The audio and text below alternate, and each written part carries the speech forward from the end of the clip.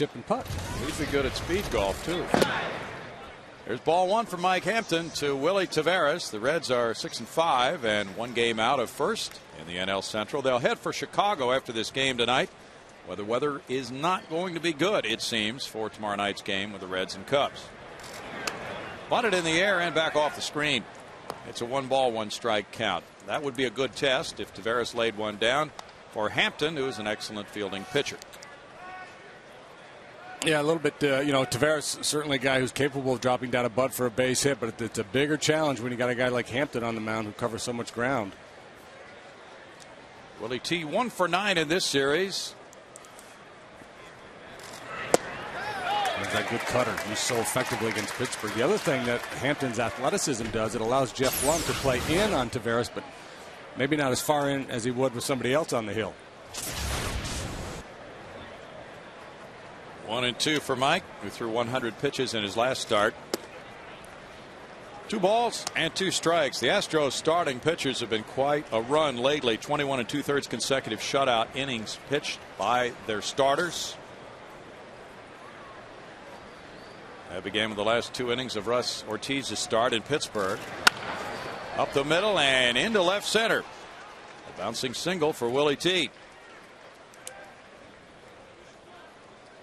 Good job by Willie Taveras. He, like Michael Bourne, a guy who's got to hit the ball on the line or on the ground to be effective, and he got on top of a high pitch and able to hit it down on the ground with authority. The Reds are 13th in runs scored, but they're a game above 500. They're making the most of what they have. Jerry Hairston Jr. 211, 1 homer, 2 runs batted in. The Reds a vastly different approach offensively than last year's team, which relied on the long ball. Whoop. Hampton's high with ball 1.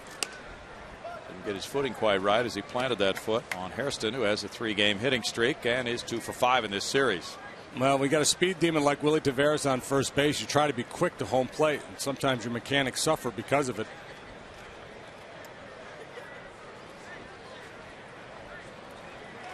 Matsui back in the lineup at second base at double play depth with Tejada. Matsui's missed 5 games.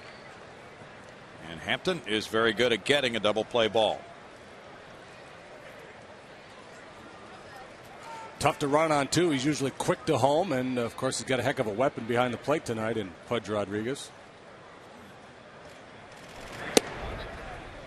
It's 2 balls and no strikes. Hampton, the type of pitcher who over the course of his career has had to deal with a lot of base runners. He's uncompromising, and because of that, sometimes the walks mount up, the hits, but then he can get a double play ball and get out of trouble.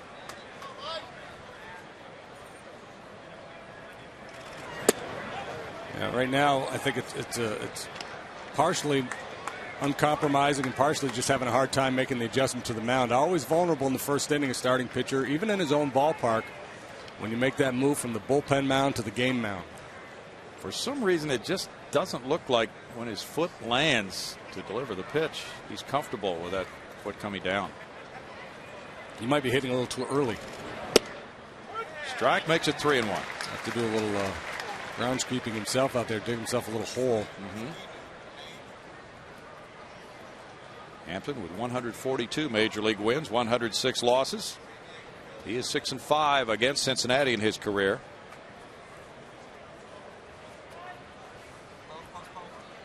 Taveras does not have a big lead.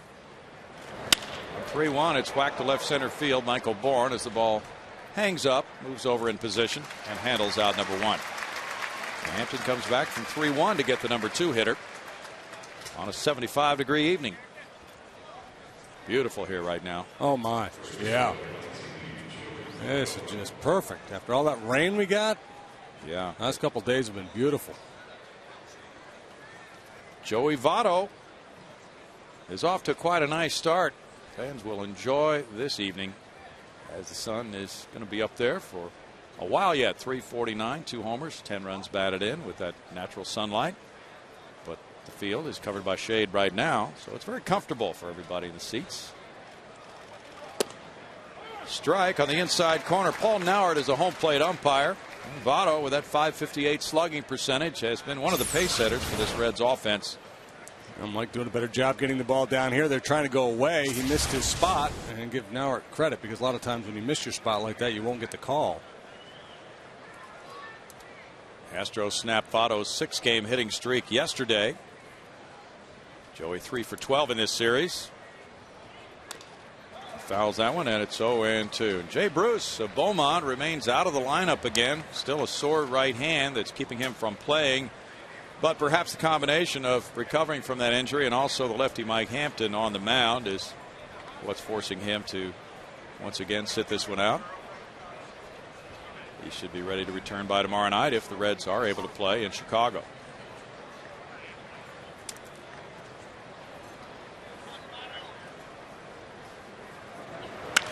Votto hits it foul outside the left field line. Still no balls and 2 strikes for Mike Hampton.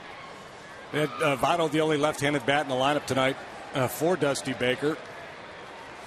I think sometimes it's worth it to throw another lefty or 2 in there against a lefty, especially when you consider Mike's game. His best weapon's the cut fastball down in under the hands of a right-handed hitter, and then the sinker down and away. And only having to deal with the one lefty gives him a better chance of getting into a rhythm against all those right-handed hitters. Line to left field. Votto just poked the pitch away from him in that direction, and on the 0-2 count, he has success. It's 1st and 2nd and 1 out. And if Dusty's going to pick any lefty to stay in there against Mike Hampton, it's Joey Votto, because he has such a good approach. You saw it there. Front shoulder stays in, very little lower body movement, and just uses the hands to play pepper with Carlos out there in left field. The cleanup man, Brandon Phillips, moves into the box with runners at 1st and 2nd and 1 out. He's at 176, 1 homer, 5 runs batted in for Phillips. He is 0 for his last 13.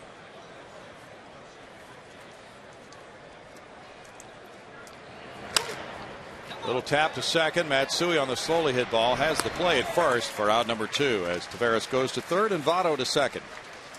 Hey, he should have pretended to tag the runner. He might have gotten a call. Well, I did ask Cecil Cooper if he thought maybe he might have a conversation with Joe West. He said, no, that's over. He said, we didn't lose the game because of that call. But the Astros were talking afterwards about 13 men left on base in the 4-2 loss yesterday. And they had bases loaded, 1-out opportunities twice. Encarnacion, the batter now. At strike 1 to him. He's at 156 with a homer, and he's driven in 4.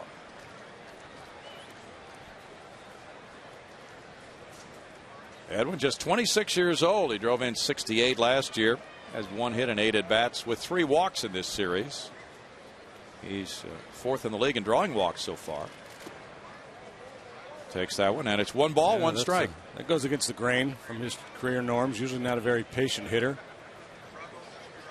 He had only 61 walks all of last year, and he has 11 so far.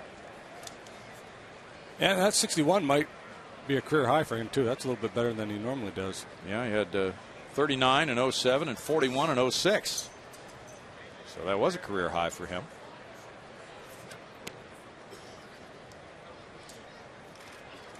In the dirt, there's a big stop by Rodriguez, keeping the runners at 2nd and 3rd. And it's 2-1 as Pudge goes out. He starts to come up again. He had a pass ball earlier on the homestand, and if, think back to Brad Ausmus, how good he was at dropping that backside down to block that ball. Pudge a couple times now starting to raise up, creating a little gap there in the 5-hole. That time he kept the glove down, was able to pick it. Guy with Taveras' speed scores from third if that ball gets by the catcher. Great percentage of the time, but occasionally it will kick back quickly off that wall right behind the plate.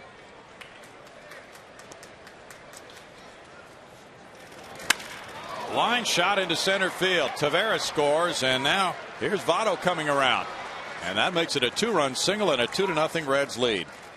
Encarnacion is driven in 6 now.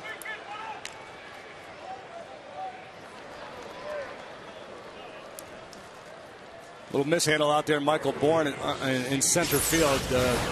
Wasn't a difference maker, though. Votto was going to score anyway, moving with the swing on 2 outs. He had a nice secondary lead, so no chance at Votto. So no harm done there with the bobble.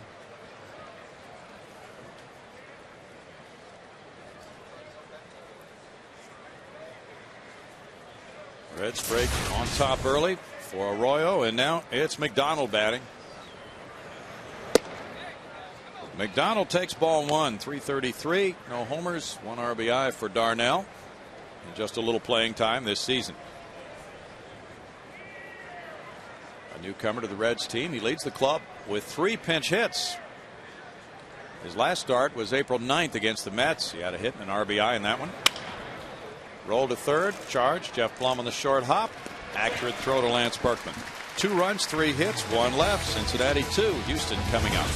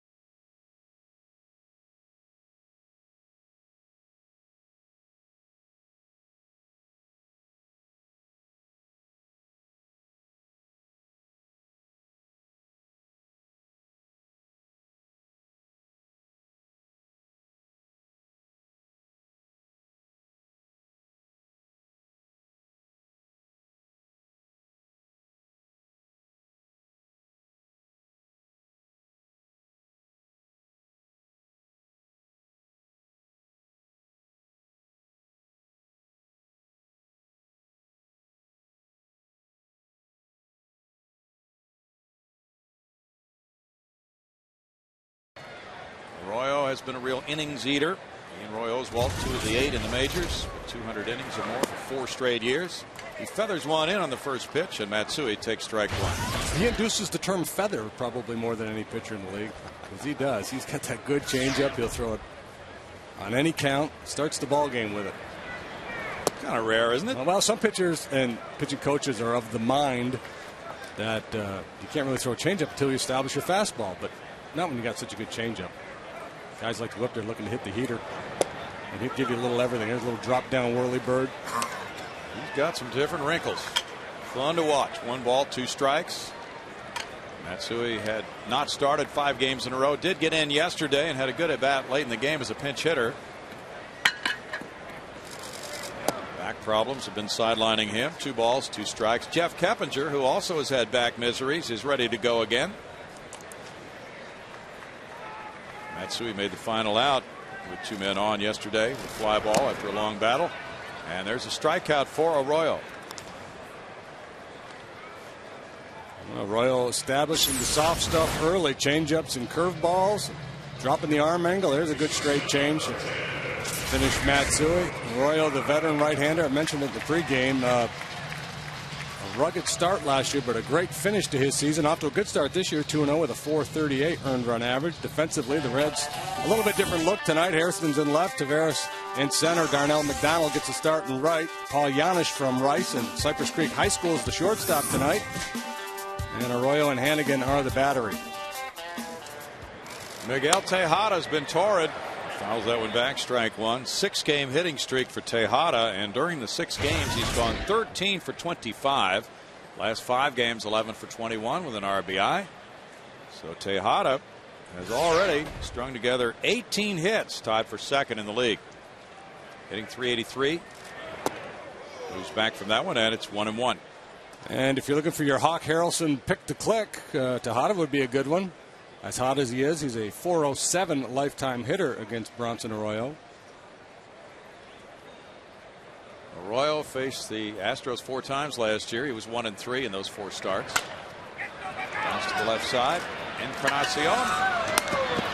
2 down.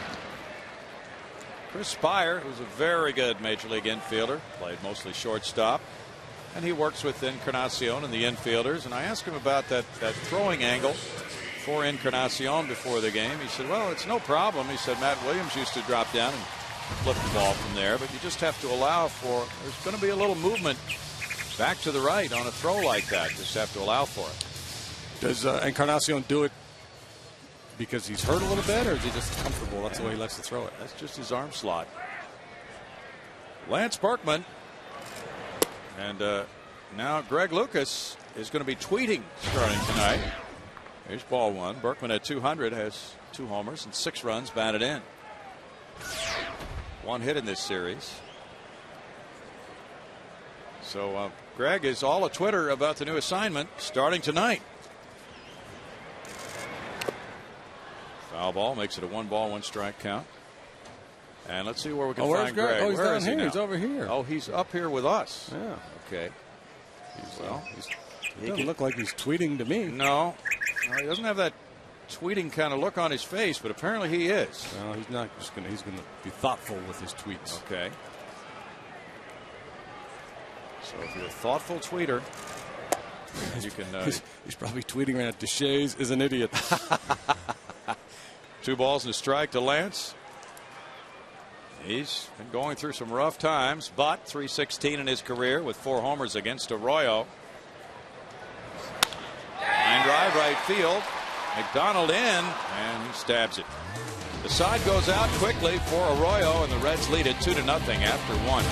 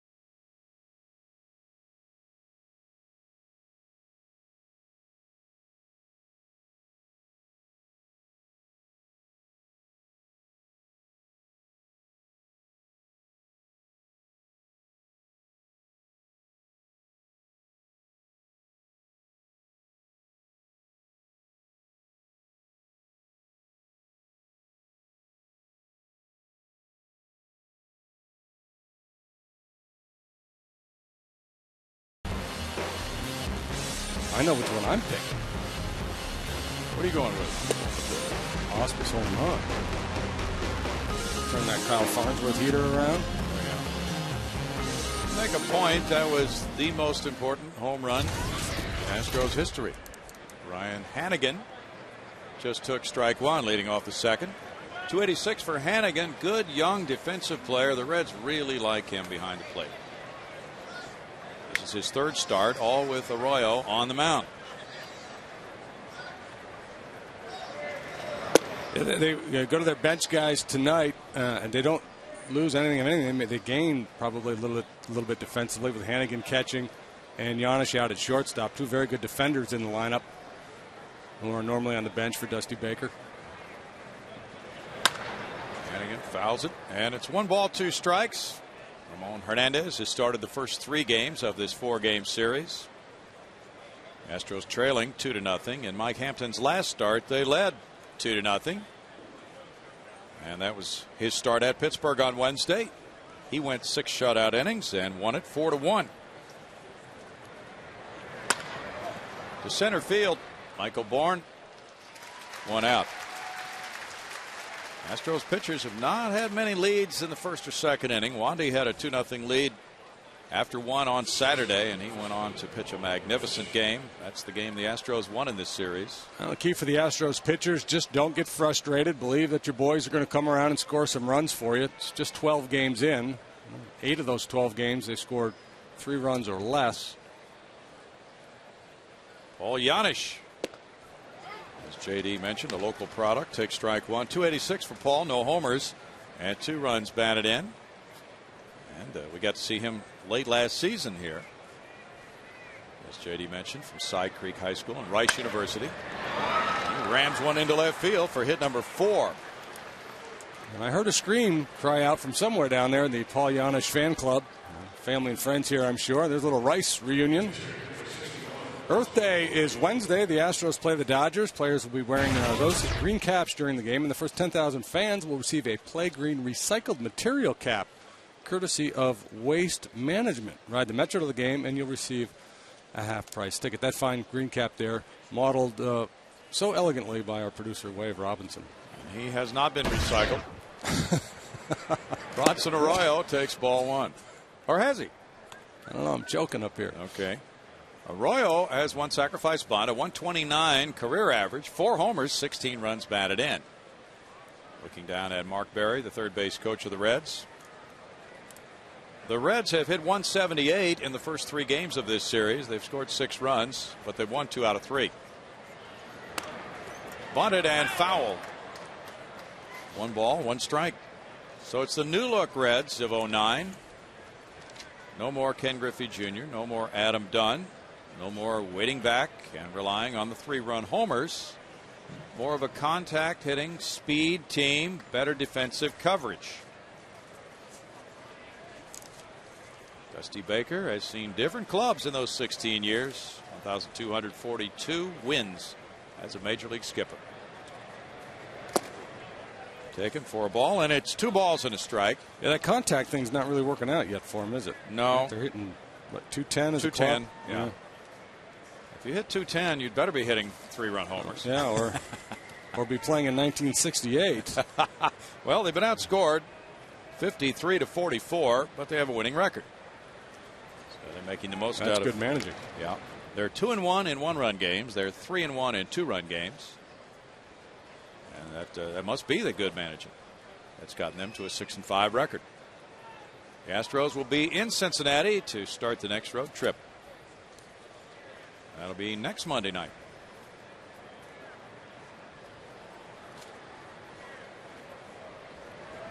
Arroyo puts it down. Hampton in to let it go. And now here's the play at first by Pudge Rodriguez. Good recovery by the veteran catcher who had to hurry his throw for out number 2. Talked about Mike Hampton's athletic ability on the mound, and in that instance it almost cost him because Pudge just assuming that Hampy was going to gobble that one up. You'd prefer to have the catcher take it because he's moving forward towards the play. But a little miscommunication there, but it all ends well as Pudge recovers. That's an athletic play. It's like a third baseman, a top roller. Yeah, because you've already you come out from behind the plate and you're in a crouch ready to make a play, and then you yield to the other guy and you start to raise up, and then he's got to go back down. Snare that ball. Willie Taveras opened the game with a single and scored a run. It's ball 1 to him. He's a good catalyst. If Willie T can boost that on base average, and that's what he's talked about doing, that could really help the Reds offense. He led the league with 68 steals last year. I think throw. Dusty really likes the speed at the top of the order. Remember last year they had Corey Patterson that they signed in the winter, and Dusty had him at the top of the order. And Corey Patterson, throughout his career, has been a guy with very low on-base percentage who strikes out a lot. But Dusty really likes the speed at the top of the order, so was willing to use Patterson there. And even though Willie doesn't have a great on-base percentage, he's a better option at the top than Corey Patterson was. Now it's 3-0.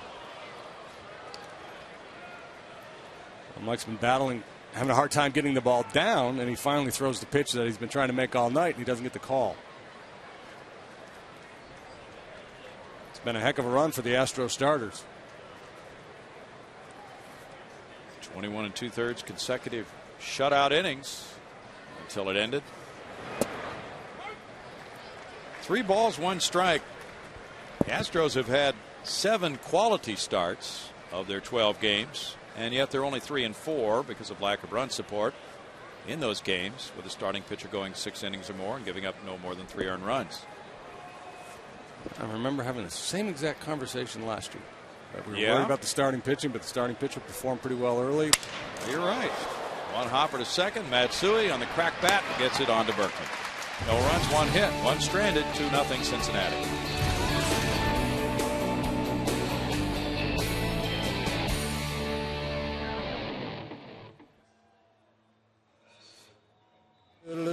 Doodle-doo, doodle-doo-doo-doo.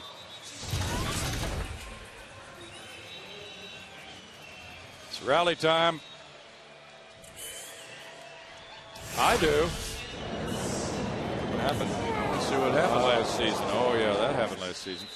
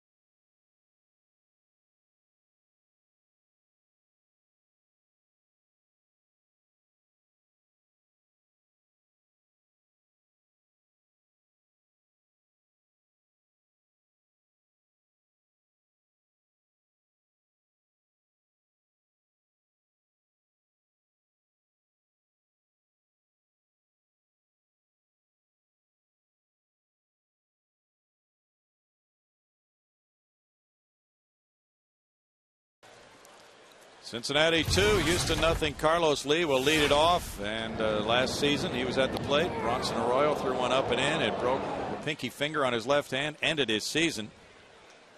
That was August 10th. Arroyo just throwing ball 1 as they square off for the first time since. And this fly ball hits for right field and deep. Darnell McDonald out of room, reaching up, and what a play by McDonald. He picked it off the top of the wall and right. Well, that would have been some sweet revenge for El Caballo. Almost never hits the ball out of the ballpark to right field, but he gave this one a good long ride. Would have been off the wall. Nice play by the athletic McDonald. He was outstanding two-way athlete in high school. UT recruited him to play both baseball and football. That's a big catch for the Reds, and now Lee comes back after being denied on a bid for extra bases. Hunter Pence takes that curveball inside, ball 1. Hunter at 302 with 3 homers, has 6 runs batted in.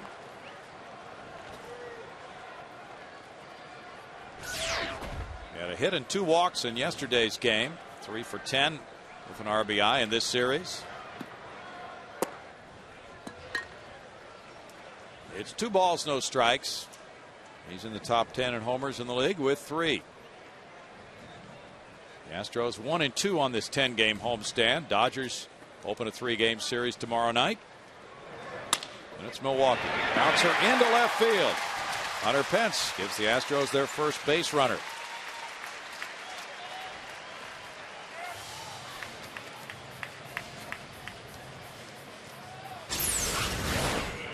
Good start for Hunter. Got a 2-0 fastball down a little bit. And Bronson Arroyo got the ground ball he wanted, but Hunter strong enough to get it through that hole before anybody could close on it.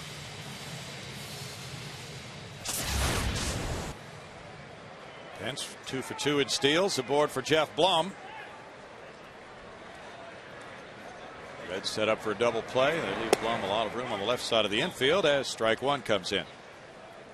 There's the alignment as Blum bats with a .297 average and 3 runs batted in.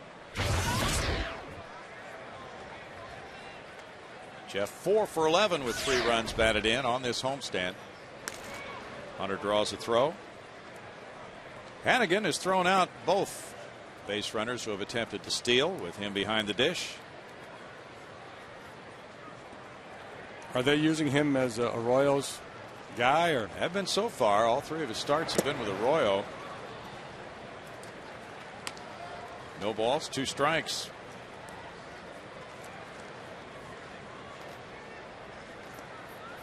Astros have scored just 10 runs in the previous 3 games of this series. They are averaging only 3 runs per game this season so far. They're last in the league with 36 runs scored in 12 games. Rip fair past the diving Votto, right field line. It kicks out to McDonald, who barehands it, holds him to a single on an accurate throw into second. Blum found a good spot for a 2-strike hit. It's first and third with 1 out. Yeah, there we go.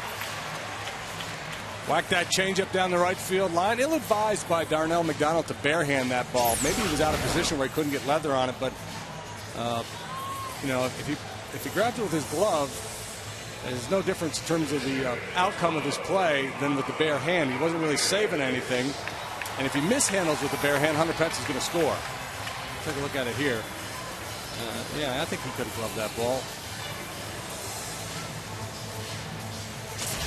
Blum had been 1 for 19 in his career against Arroyo. Made solid contact there. First and third for Pudge Rodriguez with 1 out. Pudge has 4 runs batted in with 1 homer and a .225 batting average. He's 3 for 9 with 2 runs batted in this series. Fights it off, and there's strike 1. Pudge came up yesterday as a pinch hitter. Humberto Quintero getting the start. Well, after leaving so many on base yesterday, you'd love to cash in early here today, take a little of the pressure off. It's like in basketball when a team starts missing free throws. Yeah. Each guy comes to the line, there's a little extra pressure, and you think about it a little bit more. After so many missed opportunities yesterday, you hate to start that pattern again this evening. This would be a good time to get a run home with 1 out in the inning. Michael Bourne on deck. Ground ball third. Encarnacion to second. Phillips to first. And the run scores. It's 2-1 with the RBI going to Rodriguez, number 5 of the year.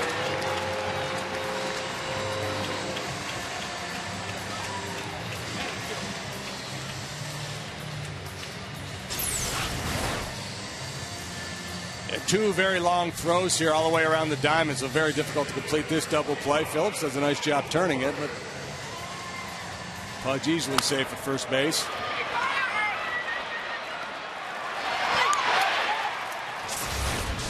Michael Bourne is next, taking ball 1. Back to the number 8 spot after leading off the last 5 games with Matsui injured. .250. No homers, 3 runs batted in, and 7 runs scored for Michael Bourne. Didn't look quite the same those last 5 games leading off as he had batting 8th prior to that. 2 balls, no strikes, but you hate to make a lot out of just a few games early in the season. Yeah, I thought he had pretty good at bats. Not going to walk yesterday. 2-1. Well, one thing that was pointed out was how he was pitched differently. Pitcher Mike Hampton on deck. Yankees were rained out at home against Oakland today. And tight, and it's 3-1. Arroyo has been dealing with carpal tunnel syndrome. He's been dealing with it pretty well, to the tune of 2-0 with a 4.38 ERA for his first couple starts. Runner going. Swing and a miss. Hannigan's throw right on the money. And there's a caught stealing on Pudge to end it in the second for Houston. 1 run scoring on 2 hits. Nobody left. After 2, it's 2-1 Reds.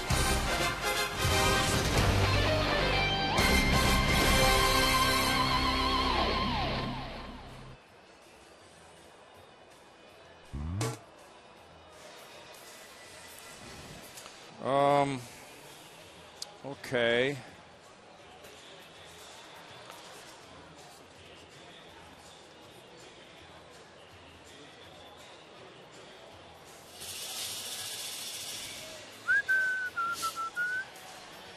That was 2-6, right, Gino?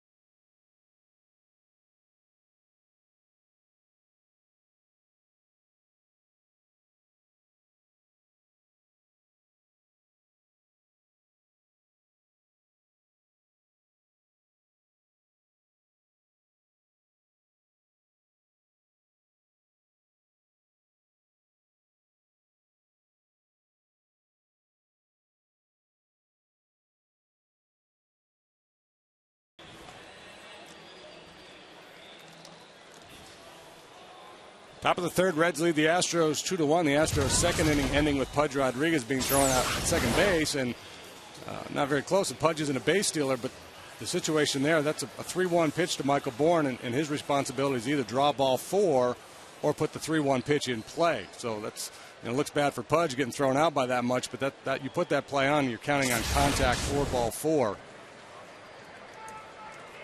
It's a smart play. It's a good play, 3-1, 2 outs. Especially when you got a guy on the mound in Arroyo who you feel like you should be able to put in play. He's not a big strikeout guy. Jerry Hairston Jr. hit a fly ball to center on a 3-1 count. There's strike 1 to him here in the third inning. Boston won its Patriots Day game at Fenway Park, 12-1 over Baltimore. Jason Varitek hit his third homer.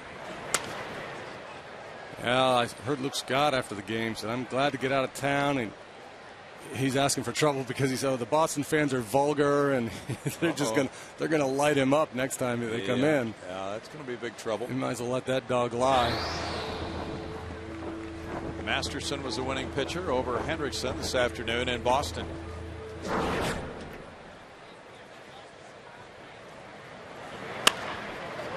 One hopper, Tejada to his left, spins. Goes to Berkman. 1 down in the third inning for Mike Hampton. Hampton's career ERA with the Astros 3.40, the lowest by a Houston left-hander.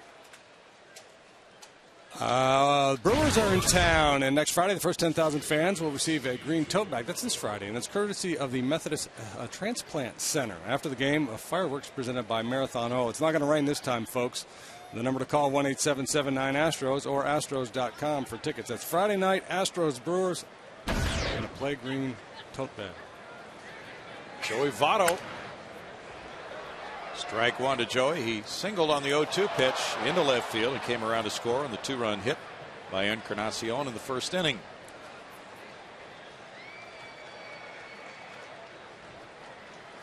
Good night for photos. It is so clear tonight.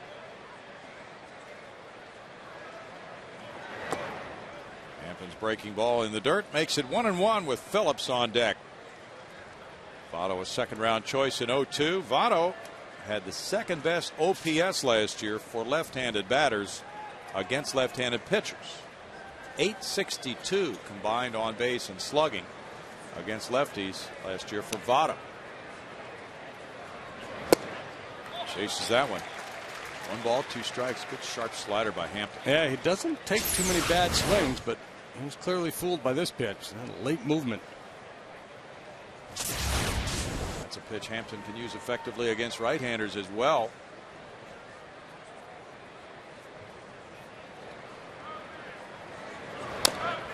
Tap foul. Boy, everybody was really happy with that job Felipe Paulino did yesterday over on the Houston side. 6 shutout innings, giving up 3 hits.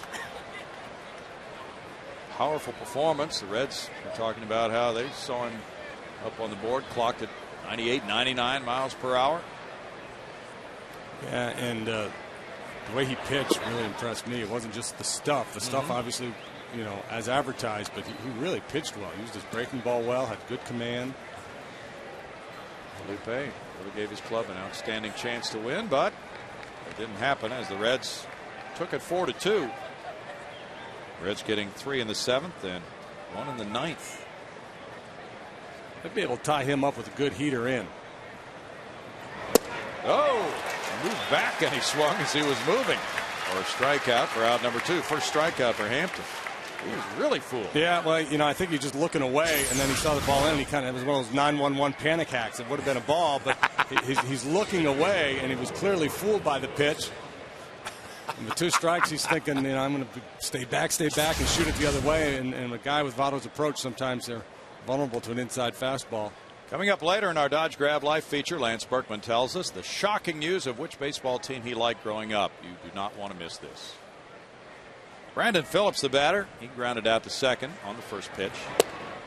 Likes to swing at that first pitch fastball. He takes that pitch for strike 1. Votto looks like he maybe played a little cricket back in the day. He was trying to defend the wicket there on that swing. Movable swing. Tough to hit when both feet are moving, but we've seen it happen a few times. Yeah, well, Hal Morris. That's true. Hal did that. No balls and 2 strikes. Brandon Phillips. What an excellent player. Just has not gotten untracked in the early going this season. 2nd round pick in '99 by the Montreal Expos. Chases that one upstairs, fouls it back. Then Montreal traded him to Cleveland in that big Bartolo Colon deal. And he came to Cincinnati in another deal in '06. He has really blossomed since he got to the Reds. In '07, he had a 30-30 year, 30 homers, 32 steals. Phillips. Hampton was headed for the dugout. Wow. And 1-2. You know, yesterday we played a 4-2 game in what, 3 hours plus? Pretty long game yesterday. 3:20. 3:20. The night before was a low-scoring game, or one of those games. I think if you put the zone up a little bit. Okay. It really enhanced the pace of play. I think the fans would appreciate it a little bit. Hampton stretches out for that one, tosses out Phillips. And that's the 3rd inning as the ball stays on the infield for Mike Hampton. The Reds lead it 2-1.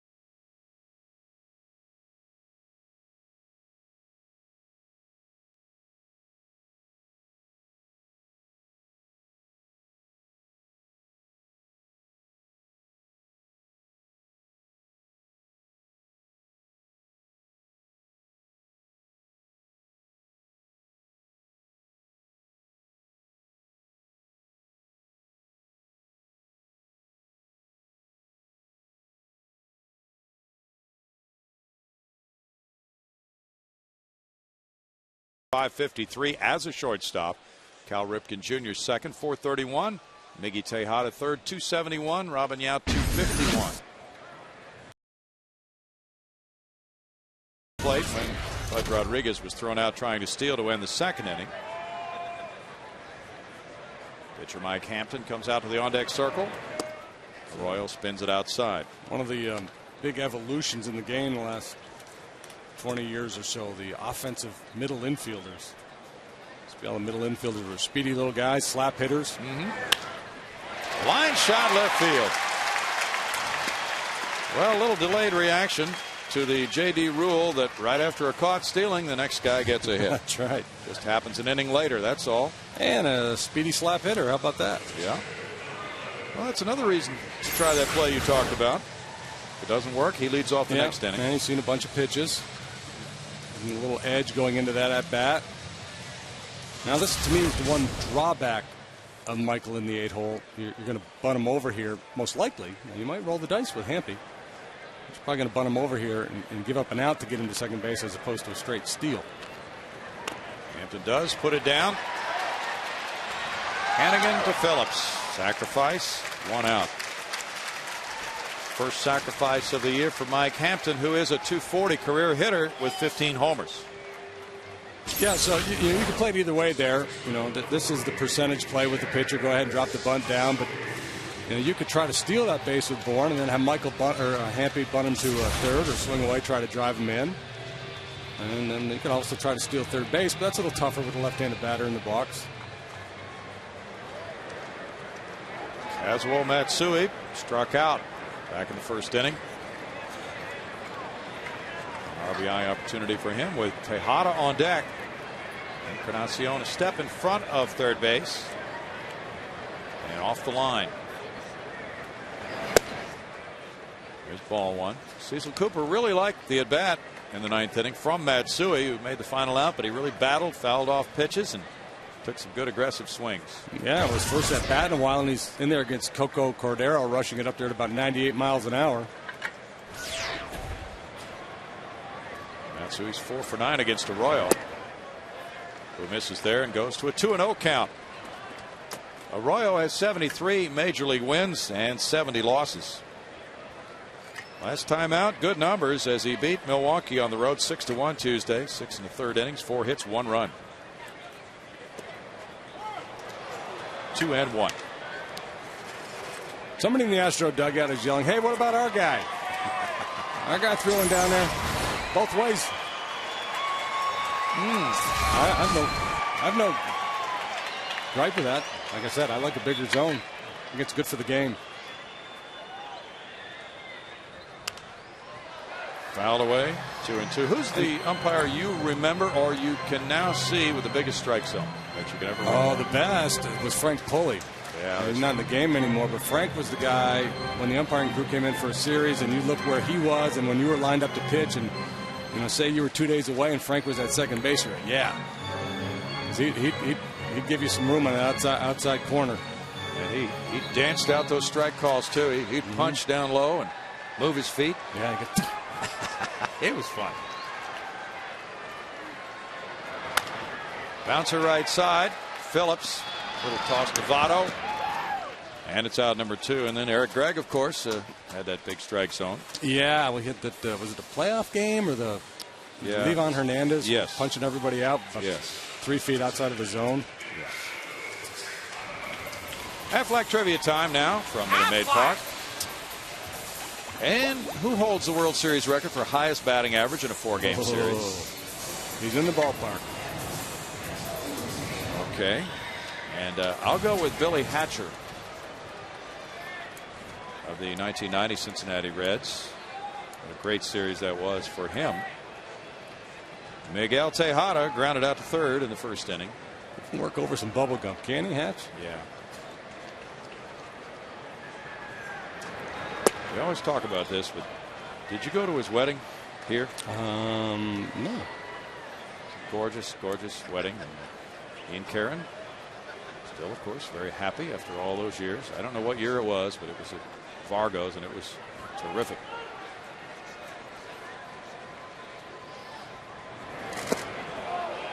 He swung, and Tejada looks back and says, "You got to be kidding me." No balls and 2 strikes. I was probably up on the Canadian border when Hatch got married. Yeah, you might have been. Paul Nauert says it's strike 2 and no balls, 2 strikes. Now Tejada's going to have to fight to defend that strike zone. Even with his .407 career average against Arroyo coming into this game, a big situation for him with Berkman on deck. He's not biting.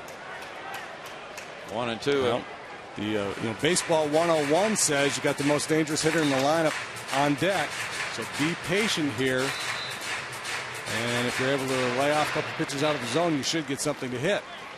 That's a theory anyway. See how it plays out. Bouncer shortstop, Giannis. To end the Astros third. No runs a hit. Runner stranded at third. 2-1 Reds after 3.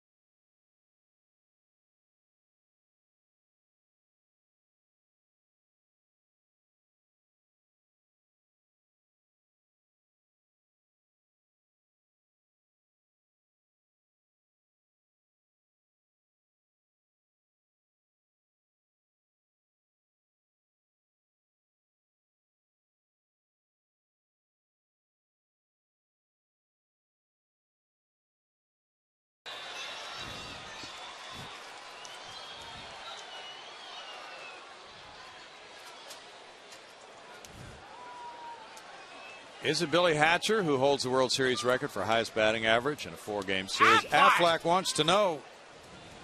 750. 9 for 12 in 1990. Knock it off, Hatch. Ooh. And of course, he hit that famous home run against the New York Mets in '86. Hatch was a money player. I think Jose Rijo was the MVP of that World Series. Yeah. And I think there was some debate afterwards that maybe Hatcher should have gotten that award. And Encarnacion just took ball 1. He drove in 2 with a single in the first. And it's 2-0. Just as the Marlins won in '97, a lot of people thought Moises Alou should have been the MVP of that series. Yeah, I think Levon won it, I think. Yes. How do we remember such minutia? Well, we can't remember where our cars parked. Yeah. That's for sure. 2 balls and a strike. It's Pittsburgh 4, Florida nothing. They're in the bottom of the 5th at Pittsburgh. That could be a major upset, JD. It's a college football Saturday. It's a major upset there. Breaking news. This just in. The Marlins in danger of losing. Marlins, the best team in baseball right now, are trailing 4-0 in the 5th to Ross Ollendorf of Austin. And Andrew Miller started that game for Florida. Marlins have lost only 1 game. This entire season, they've only lost once. Best record in the majors. They've won 7 in a row. They're 11-1. Yeah, they're on a pace to go 149-13.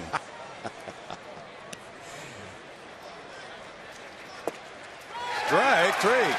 Hampton gets his 2nd strikeout.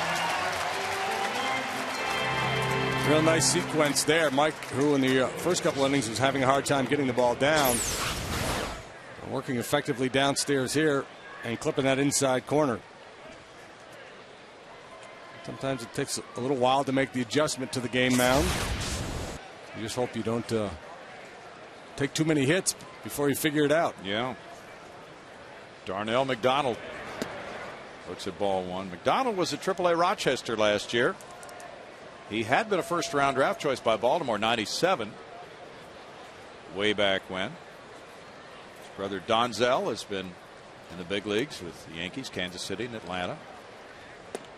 Yeah, Darnell, Cherry Creek High School, I believe, same high school as Brad Lidge in Colorado, and 3 state titles in football he led his team to, 3 state titles in baseball. He was the National Player of the Year in high school baseball by some publication. Diving Tejada can't stop that single through the left side, and McDonald hit it sharply. He's 1 for 2. So you figure with that resume, well, it's a quick and easy path to the big leagues for him. Well, he's played, I don't know, 1,200 plus minor league games coming into this year and 21 big league games prior to 2009. Give him credit for hanging in there. Yeah. You think a guy with all those credentials might grow frustrated and shut it down. Tejada laid out for it. That's hit number 5 for Cincinnati, and McDonald is on for Ryan Hannigan. Hannigan hit a fly ball to center. Yeah, it can be discouraging to take that long after being a first-round pick. Hampton checks him with a throw. Well, yeah, it speaks to 2 different things. One, how hard it is to play at the different levels as you move up, and 2, how imperfect scouting is. You see a kid with those kind of credentials and what a great athlete, but you just never know how a guy's going to develop as he faces tougher and tougher competition. Hannigan, 28 years old. He had 85 Cincinnati at-bats last year. Snap throw to first. McDonald diving back as ball 1 was delivered to the catcher. Pudge Rodriguez will throw effectively. And even if he doesn't get you, because how often do you really see a guy picked off on the bases? Not very, but he tightens up that lead. Hannigan was signed as an undrafted free agent in '02. He's from Washington, D.C. He went to Rollins College in Florida. Line drive into center for a hit. McDonald to second, and the Reds string together back-to-back singles here at the bottom of the order, with Giannis coming up next.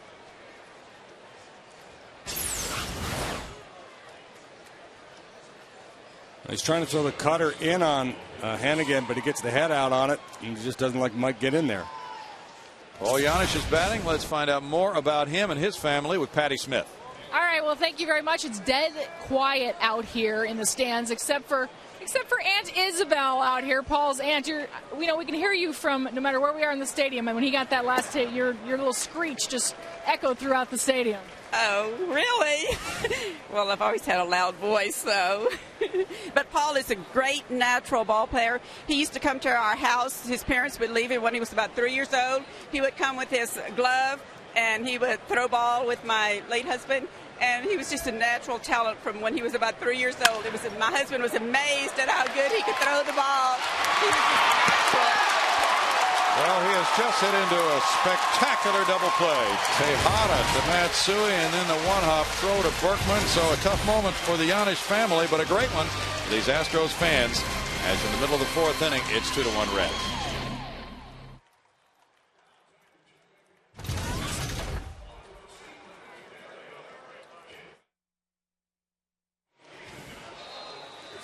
Take that, Isabel. Screech at that bad boy.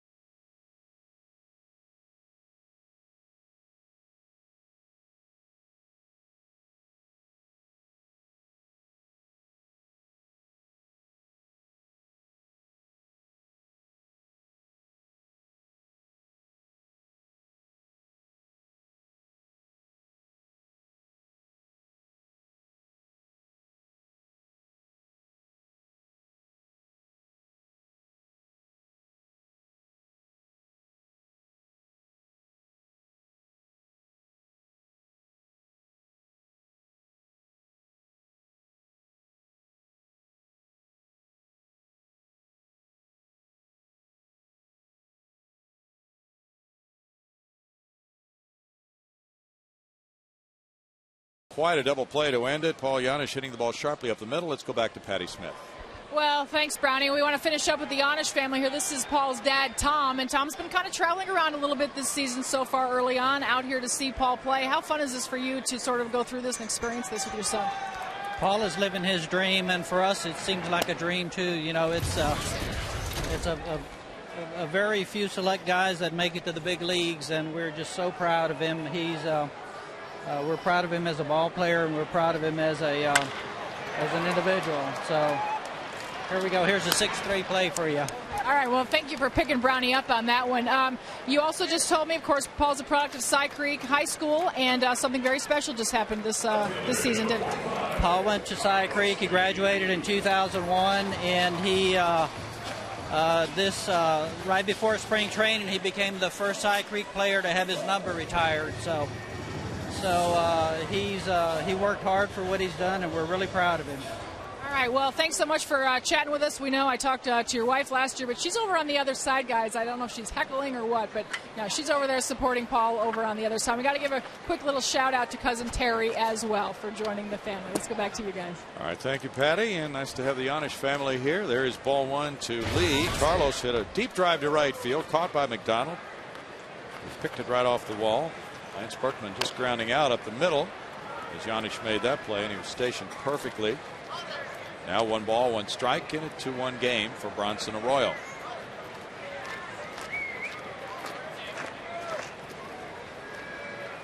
Astros have seen a lot of him over the years. He is 4-4 here at Minute Maid Park, despite an ERA of 6.05.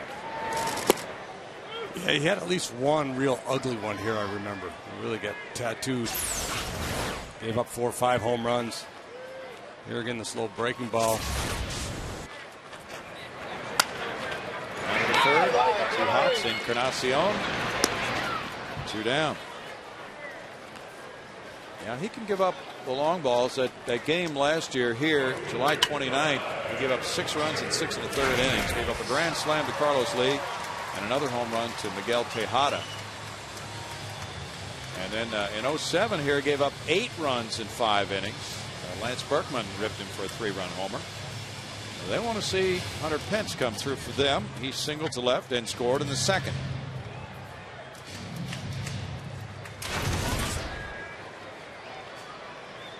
Arroyo was drafted by the Pirates in the 3rd round, and Boston claimed him on waivers. Fly ball left field. Going back. Hairston running out of room. And Hairston is there for the grab. And it's a 1, 2, 3, 4th inning, taking only 7 pitches. It's 2-1 Reds.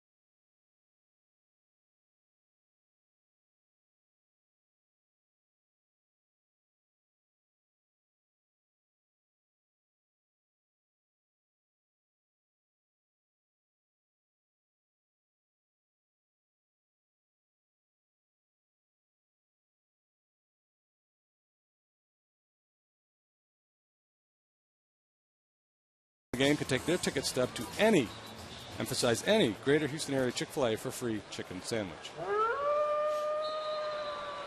This would be a wonderful evening for that to happen. It's just a wonderful evening period right now. After 4, Bronson Arroyo and the Reds lead it 2-1. Arroyo leads off in the 5th inning. He put down a sac bunt in the 2nd. Arroyo, very good musician, takes ball 1. Last year he was 15 and 11 for the Reds, working 200 innings exactly. He's from Key West, Florida. Hampton deals a strike to him. Pretty good with the guitar. A little vocal work. He's on a couple of those MLB CDs that have been put out. That's true. He was an all-star in 06, 14 and 11. 1 and 2, and that year he had a 3.29 ERA and led the league in innings pitched with 240. 14 for Boston in 05. Last year the 15 wins was his high in the big leagues. Rolled to short. Tejada. Ooh, Arroyo was running hard, and he got him by a step and a half or so. 1 out. And Mickey figures he's got plenty of time with the opposing pitcher going down the line, but Arroyo's not going to cash it in. He gives it a pretty good effort down there. Mickey with plenty of arm to finish him off. There's 1 out for Mike Hampton. Willie Taveras will be next. He led off the game with a single and scored on the 2-run single by Encarnacion in the 1st and tapped to second in the 2nd inning. Double play he got to end the 5th so big, not only does it finish that inning off, but the Reds are not able to clear the pitcher spot, and they had to have Arroyo lead off the 5th here, so Hampton in pretty good shape to post the 0.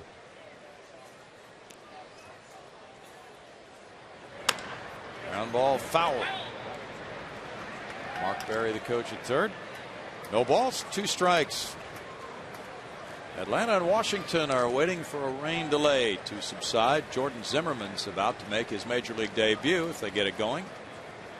Yeah, they got rained out in Philly, rained out at Yankee Stadium tonight. They're hanging on in Washington trying to play that ball game. Derek Lowe to go for the Braves. There's strike 3 call for Hampton. It's his 3rd strikeout. And the Nationals just signed Ryan Zimmerman to a 5-year deal today. Sure did. $45 million, something like that. Yes. They also torched their bullpen and started all over. Yeah, just kind of line change. Oh. They call up Kip Wells, among others. And he'll be working in relief. Jerry Hairston Jr. hit a fly ball to center and a ground ball to short. There's strike 1 to Hairston. Jeff Blum even with a bag at third, respecting Hairston's bunting abilities. Yeah, they just said that bullpen was not going to cut it. So they sent down some pitchers and a catcher, called up a couple other pitchers, and promoted Zimmerman. And all along the plan was for Zimmerman to stay in the minor leagues on rotation until they needed their 5th starter. So he's waiting to make his major league debut. Looks like they're just getting underway now. Manny Acta, the manager over there with that Washington club, got the dreaded vote of confidence from GM Mike Rizzo. Oh, did he? Yeah. Dreaded is right. Strike 3. Looking. Hampton strikes out 4 in the game. And what a spotless 5th inning with 2 strikeouts to finish it. It's 2-1 Reds.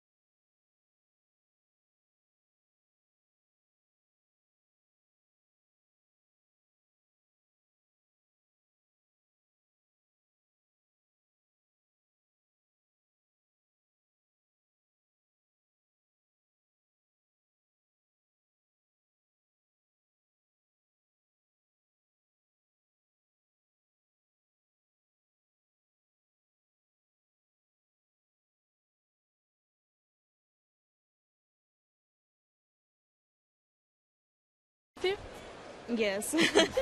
Now, you told me your seats are actually way down there, and you snuck up here? That's like backwards. So we could be alone, yeah. Okay, well, I'm not going to go any further with that. You're not alone anymore. Yeah, you're not alone anymore. I'm here hanging with you. Your thoughts on your team, your Astros? I know you've been out here to a couple games. What do you think so far? Slow going, but I got faith in the guys. We're going all the way. All right, I'm going to let you guys get back to your romance, and I got to make my long journey down. I got winded coming up here, guys, but it's actually a very cool view outside the ballpark. You can see the entire skyline. Yeah. It really is nice, not a beautiful night like this, but these are our progressive fans of the game. That's very progressive of you, Patty, and you're able to scale tall heights to get that interview. That's way up there. You know, a few years ago, the last game of the season here, there was a Grand Prix race through the streets of downtown Houston. And we went up there to take a peek back on that back side of the stadium at those cars winding their way through the streets. Jeff Blum led off with a hit, and he's 2 for 2. Here's Pudge. This one near the right field line. Darnell McDonald. One out. I was just going to ask Patty if she bumped into Uke on her way up there. Oh, yeah. I felt like Bob Uecker sitting up here, I have to tell you.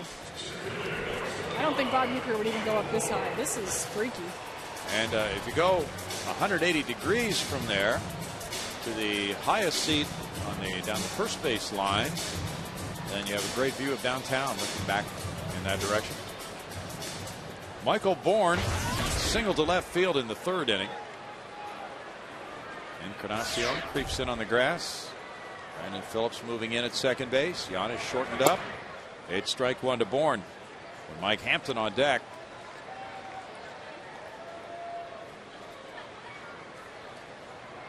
Reds have a 4.82 staff ERA with their 6-5 record.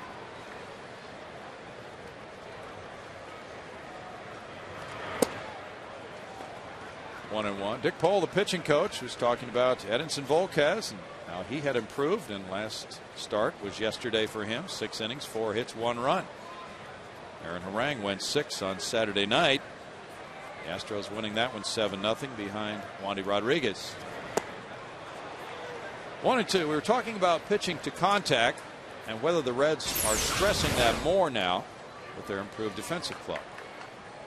Well, if they are, Edinson didn't get the memo. Well, he said no, they're not stressing it more because they've always stressed it, but with young pitchers, sometimes that takes a while. Bourne strikes out.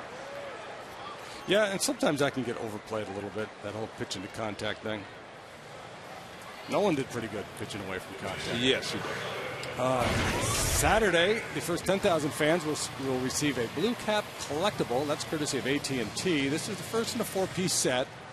And you can bring the family out for just $16, $7 for adults, $1 for kids. That's a pretty good deal. That's a real good deal. 1-877-9-ASTROS is the number. Mike Hampton was bunting first time up. Now he's swinging away with 2 outs. There's strike 1. Well, the other thing that Dick Pohl said, which was really interesting, was that he was with the Cubs when Greg Maddux came up. He might have been at AAA then, but anyway, he said, you know, in the beginning, Maddux wanted to strike out a lot of guys, too. And he was with Dusty in San Francisco. There's a one-hopper, and Encarnacion gets the force play to Phillips. No runs, a hit, and a man stranded after 5, 2-1 Reds.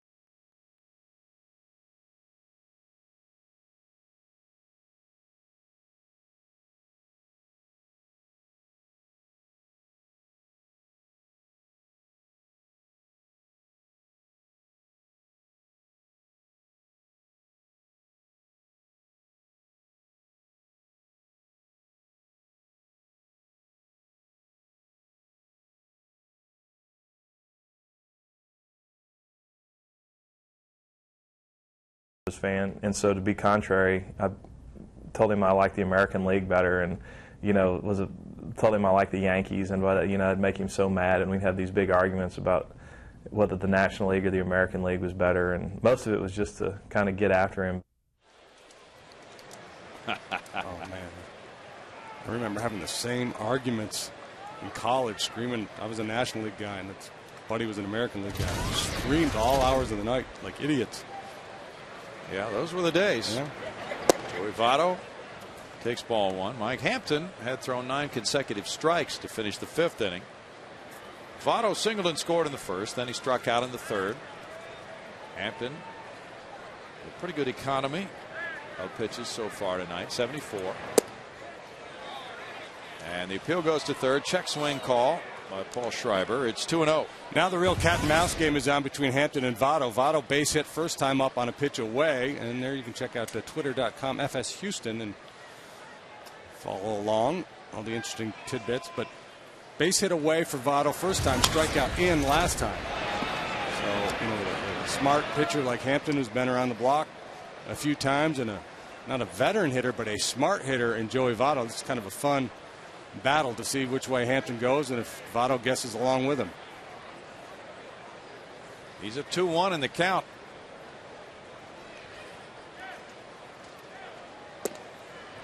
Two balls, 2 strikes. Bad curveball, good result. Votto hit 24 homers, driving in 84 runs last year.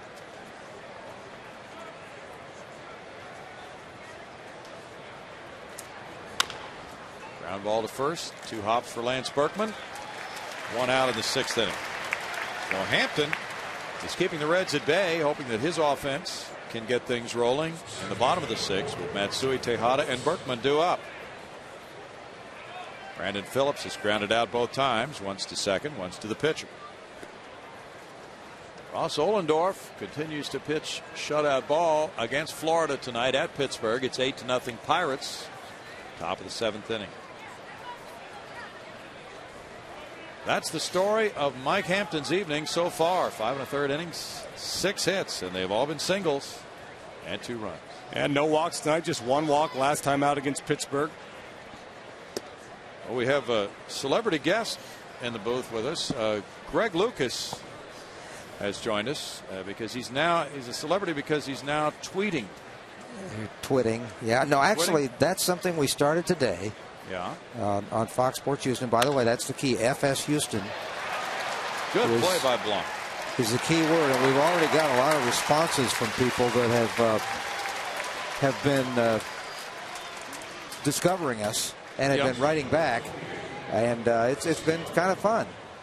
Now, do they converse with you? They can, but everyone's well. They can. I've also told them they can still go to old Astros.com if they want. The Astros booth thing if they want to get expansive, because you're limited to 140 characters. But we've had a lot of people that are watching the game tonight and adding their comments when they see something, and it's kind of neat. Okay, good. We'll do it the rest of the year, home and road. I'm glad you're open-minded about that. I'm a modern kind of guy. You are a modern guy. Yeah. You're all over computers and things of that nature. So very versatile. You're the man to be. You're a man for all tweets. That's right. I haven't learned how to do it on the phone yet, but I do know how to do it on the computer. Okay. Phone is next. That'll work. We'll get there in stages. And I got to get back and tweet. All right. Thank you. Sorry to interrupt your tweeting. You need to get you a whistle. 1 ball and 1 strike to count.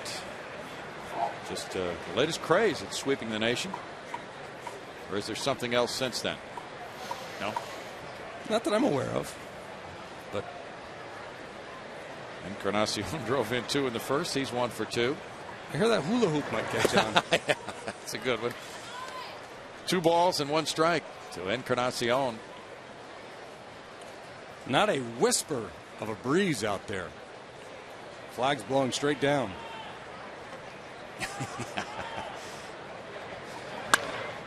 Hit the shortstop. Tejada sliding off his glove, and now he doesn't have a play.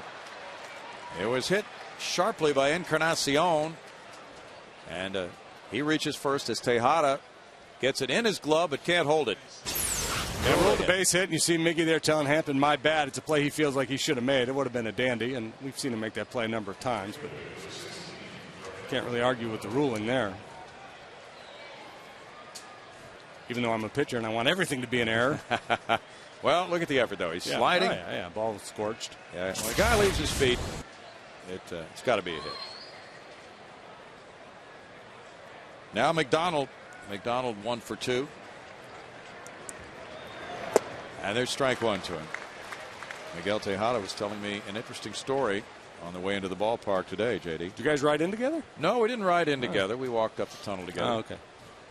What did Miggy have to say? Well, we were talking about Art Howe, who, of course, was our analyst recently on pre- and post-game shows. And he'll be back for many more shows this year. And Art managed Miggy in Oakland, as you know.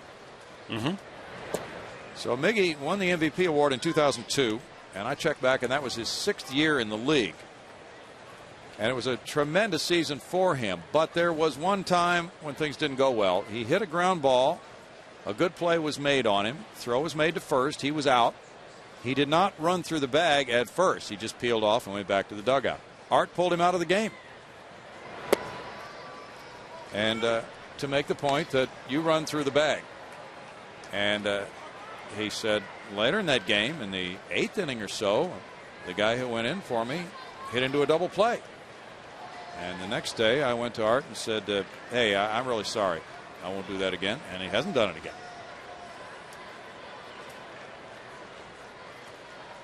Yeah, hitters get frustrated sometimes and they want to shut it down, but you got to give it a good effort, run through the bag. And I remember Joe Madden last year benched a couple of guys for lack of effort. And it's always a tough call because ultimately if you're taking a frontline player out of a game, you're hurting your team's chances. Mm-hmm. But, big picture, if you can influence a player moving forward, then it's probably worth it. Right. I think my tendency would be give a guy one, give him a free pass one time. Mm-hmm. Give him a reminder. So next time we're going to have to do something. McDonald walks. And Happy thought he had a strike there. Yes, he did. NBA playoff action resumes tomorrow for the Rockets. They'll look to take a 2-0 lead in their series against Portland. You can catch all the Game 2 action on My 20 here in Houston. It starts at 9 p.m. Well, they were certainly impressive in Game 1. Wow, what a tremendous night for Yao Ming. And he didn't even have to play that much with the big lead they opened up at halftime. So they won big. Yao, he had a big game? He had a big game. I believe he was 9 for 9 in the first half. Wow. Yeah. It's like Bill Walton. But don't hold me to it. Ryan Hannigan is 1 for 2 in this game. Yeah, Bill Walton. Remember that championship game at UCLA? Well, that's what I was thinking of. He was like perfect from the field, wasn't he? Maybe he missed one shot. He might have missed one. 22 for 23 or something. Just incredible. 1 ball, no strikes to Hannigan, who got a single up the middle in the 4th inning. And the Rockets, of course, now just on fire from that game, and they've had to sit around for 3 days. Strange playoff scheduling, but that's the case in the NBA. 1 ball and 1 strike. Well, if you're a baseball player, you usually don't have that problem. Yeah, and it's probably a little easier in the NBA because their schedule is a little more spread out. Yeah. They're not used to playing every day. Like, if you do that in baseball, it'd really throw you out of whack. Yes, it would. It's 2 balls and a strike. The nice thing about baseball is if you're not going well, you went 0 for 4 last night, you're 0 for 12 or 0 for 13, and you get that game the next night. You don't have to sit there and dwell on it for 3 or 4 days. Yeah, you come out of the pen and give up a big home run. Get a pretty good chance to get back in there tomorrow and redeem yourself. 2-1 pitch coming here in a 2-1 game, and it is strike 2. 2-2 for Hampton. Well, the Reds have a pretty good bullpen, and Royals going along nicely here. So it's a big situation for Hampton. Jeff Geary has started warming up for the Astros. Hampton's thrown 93 pitches, 61 of them strikes.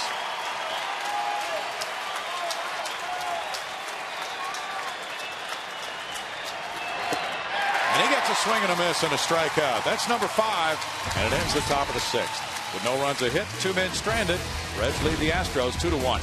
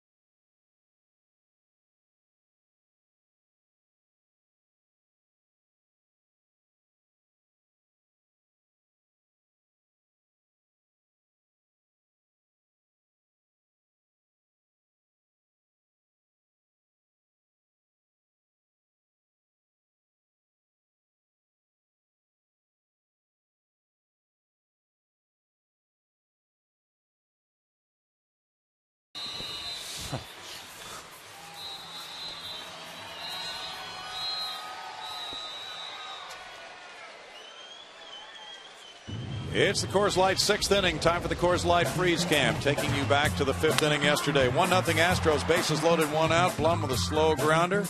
And did Brandon Phillips tag Hunter Pence? He did not. He was called out by Joe West, we understand, for running out of the baseline. That's our Coors Light Freeze Cam.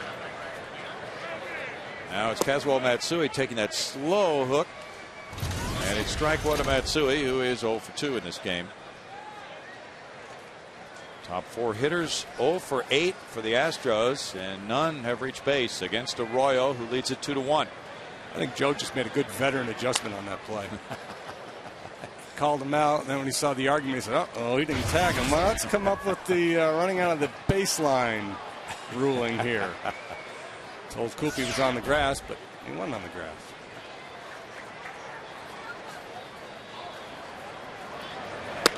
Arroyo's upstairs with the fastball, 1-2. Does Arroyo have a good enough fastball to do more than just show it to the hitter, JD? Well, if he works backwards, throws a lot of soft stuff, and then he can actually tie you up with his fastball. Once, if you're sitting on the soft stuff, he can jam you with the heater. So if he feels like the hitters are adjusting to his soft stuff, and the Astros really haven't done that yet.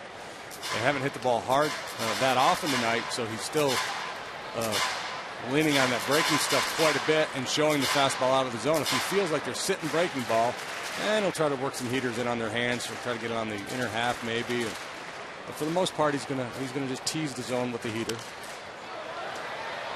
He's a great example. I talk about that old line from Warren Spahn, who said spend as little time in the strike zone as possible.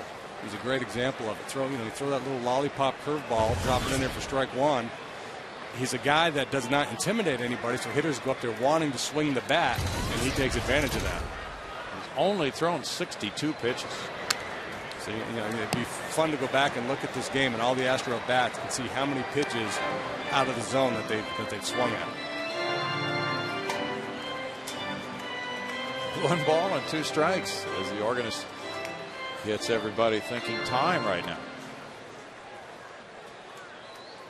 Atlanta, Washington underway. No score. Top of the 2nd inning. Derek Lowe against Zimmerman is making his major league debut.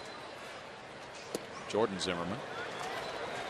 2 balls and 2 strikes. Arroyo's last 3 innings have gone quickly. 13 pitches in the 3rd, 7 in the 4th, 9 in the 5th.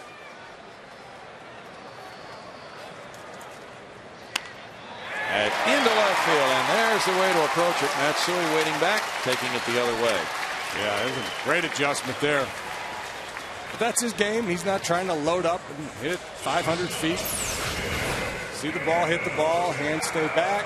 Front foot is down, but the hands stay up and back.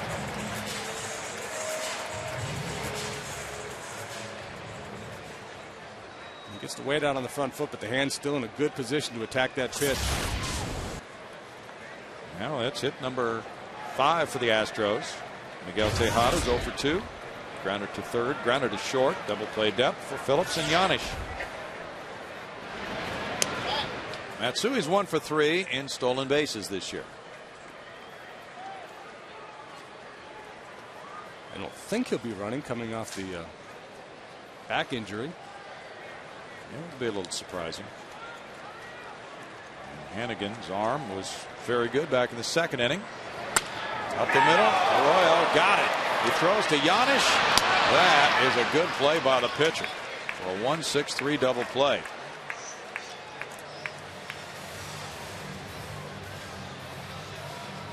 Yeah, we talk about Mike Hampton being a good athlete and how many great plays we've seen him make over the years. Arroyo too, very slick out there.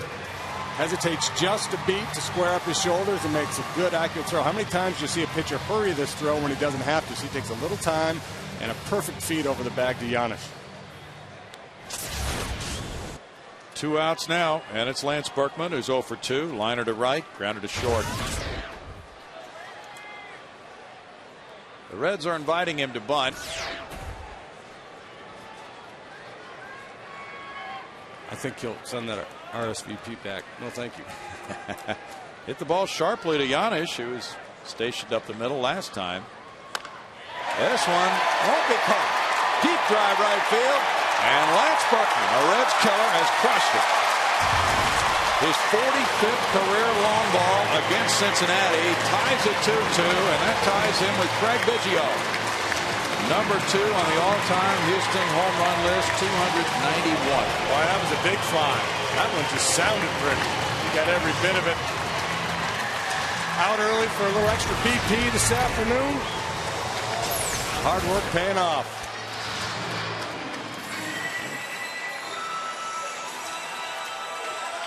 He sends the curveball into the seats. Yeah, it was interesting. We talked about Arroyo and his approach. Third time around, the Astros starting to measure the soft stuff, and so he counters here with the heater to Carlos. That's number 3 of this season for Lance Berkman. His 7th run batted in. He's had some frustrating games lately, and now he has joined Craig Biggio at 291 homers for the number 2 all-time spot behind Jeff Bagwell.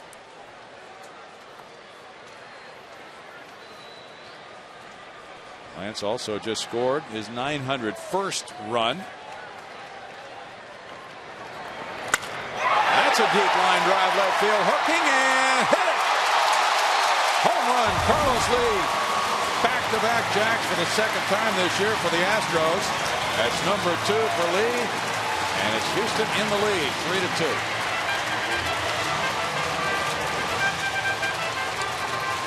He made a bid in his first at-bat, flew out deep to right field. McDonald tracked that one down right in front of the wall, but now he gets his revenge on Bronson Arroyo.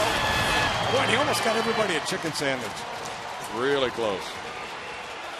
I'll at least get fries for that.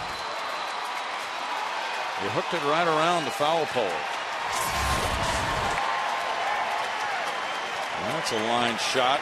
2nd homer, 8th run batted in for El Caballo to make it 3-2 now. And Hunter Pence is 1 for 2. Similar to run scored. Taking that for ball 1.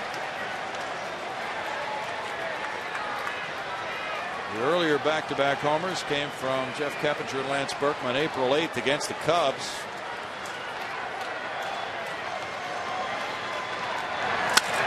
Line shot right center field. Hunter Pence will come around first and force a play, and he's going. Taveras' throw is right there waiting, and it is a perfect one for the outfield assist for Willie to Paul Janisch. From 8-6, the Astros get 2 runs on 4 hits. They are back-to-back homers. A high, majestic shot for the upper deck in right field from Berkman to tie it with his 3rd. And a line smash from Carlos Lee to give the Astros the lead, 3-2.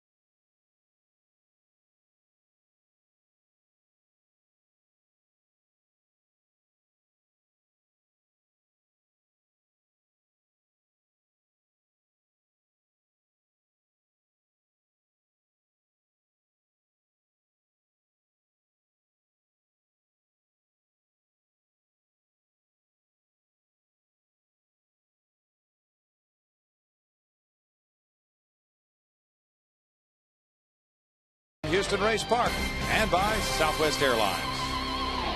Mike Hampton now has a lead, 3-2 here in downtown Houston. Beautiful clear night, and he wants to make sure he shuts down the Reds here in the 7th inning and maintains that lead at 94 pitches for the night. He delivers strike 1 to Paul Janisch, who's 1 for 2. Pitcher Bronson Arroyo is on deck. We see some stirring in the Reds bullpen and in the Astros pen as well. Tim Burdack warming up for Houston, the lefty. That's out into right center field and a hit in front of Michael Bourne. Giannis is 2 for 3 in his return home. Michael had to fight the urge as a U of H guy to try to make a diving catch on that Rice Owl base hit. Well, the book says you don't play for the tying run on the road. Arroyo looking down, but the pitcher is batting. And Arroyo put down a sac bunt in the second inning. He's 0 for 1. Daniel Ray Herrera, the lefty, warming up for the Reds. And that's bunted foul. Arroyo trying to get out of the box quickly. Yeah, not a bad idea if you handle the bat pretty well. When you're up there to sacrifice, if you're a decent bunter and you run okay, think about maybe trying to get a base hit with a little push bunt. But now that you got one strike on you, you've got to become a little quieter in the box and make sure you get the bunt down.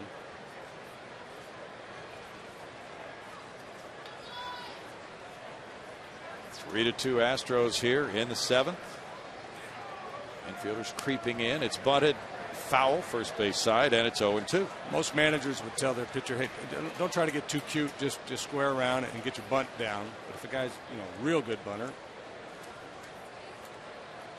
might try to get a base hit. But now he's in a bit of a pickle.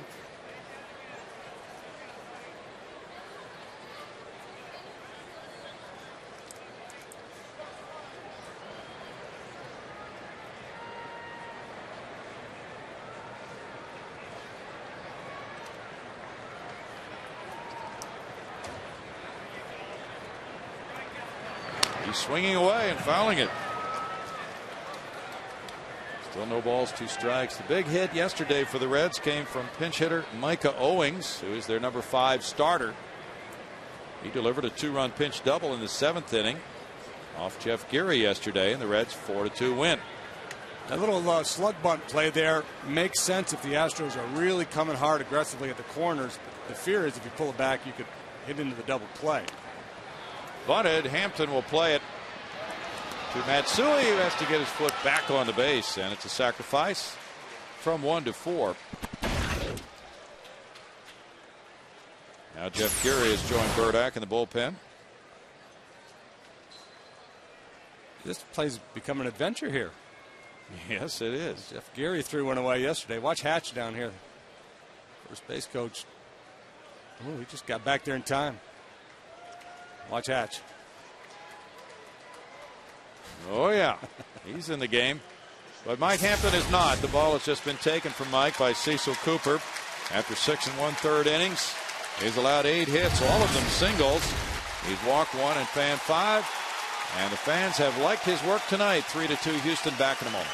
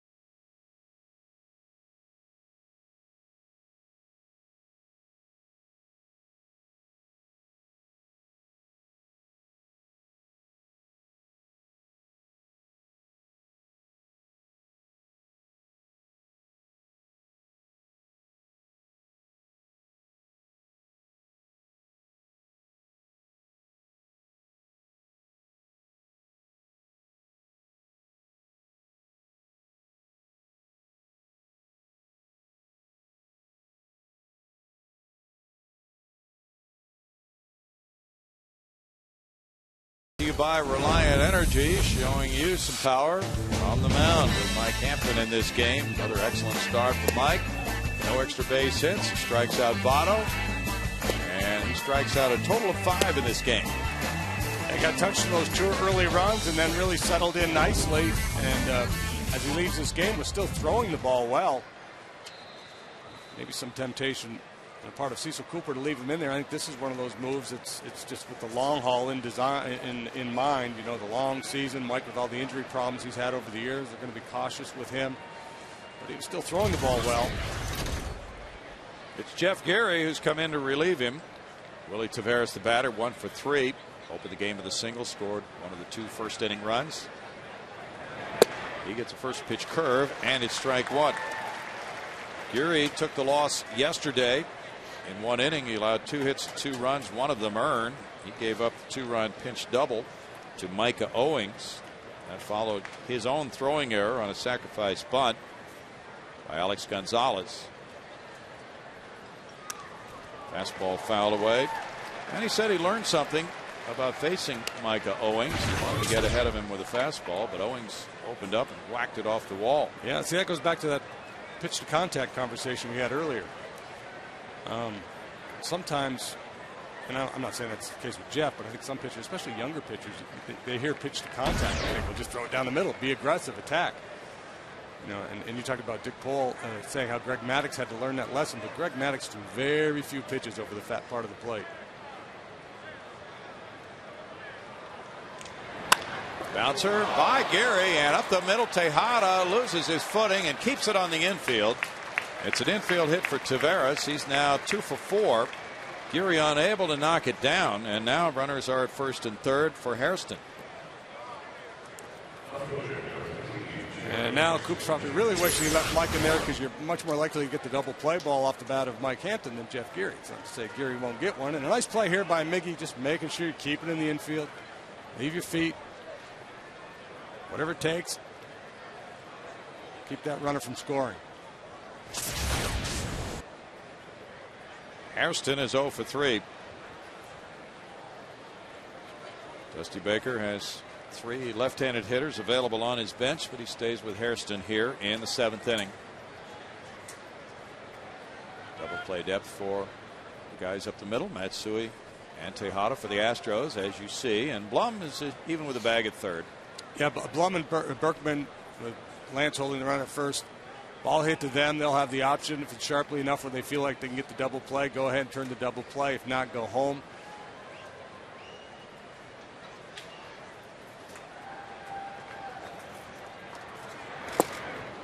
And tight for ball 1. LaTroy Hawkins has joined Tim Burdack in the Astros bullpen now. Janisch, the base runner at third, should be going on anything on the ground here, because his job is to keep the Reds out of the double play. Double play ends the inning.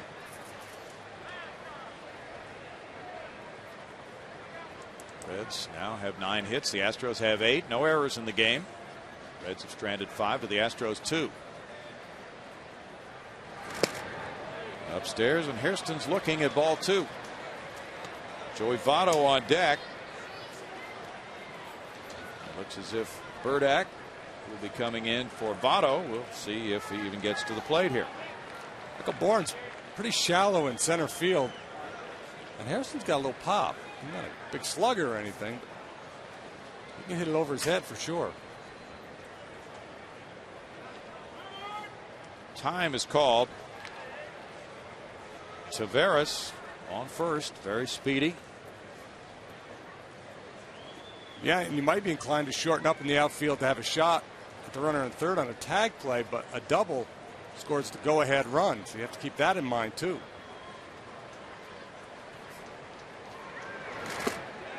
The appeal goes to first, and a check swing call is made by Joe West. Now it's 3-0 on Hairston.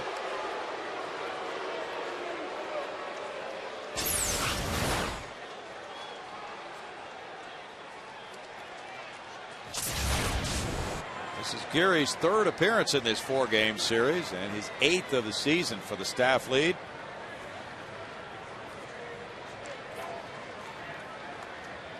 He's fallen behind Hairston 3-0.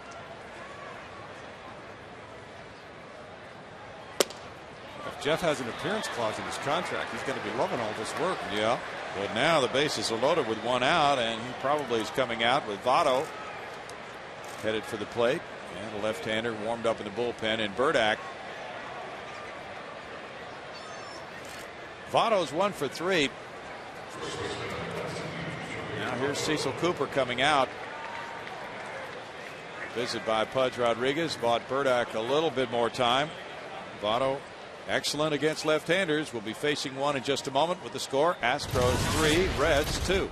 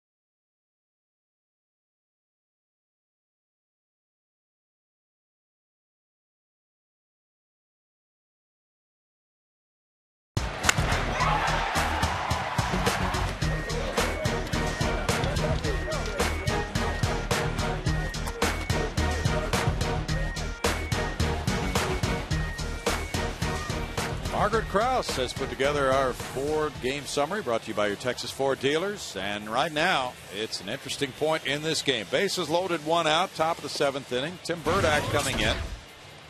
Lefties 2 for 10 against him. He pitched very briefly yesterday, walking Hairston to open the 7th inning. And then the Reds went ahead and took the lead in that frame. He's been in 6 games with 4 2/3 innings so far this year. Yeah, and a dangerous hitter, Joey Votto in the box right now. Probably a one-batter performance or outing again for Tim this evening with Brandon Phillips on deck. LaTroy Hawkins continues to warm in the Astros pen.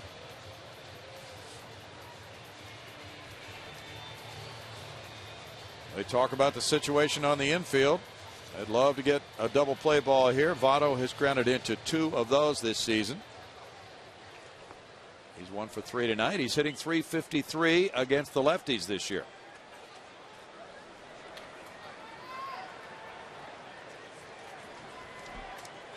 Votto had a tough day at the plate yesterday.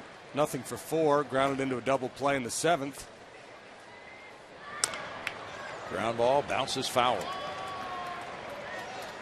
Strike 1 for Tim Burdak. Left-handed hitters have managed only a .156 batting average against him since 2007. That's second lowest among active lefty relievers, behind only J.C. Romero. Votto .294 with the bases loaded. Big cut, makes it 0-2.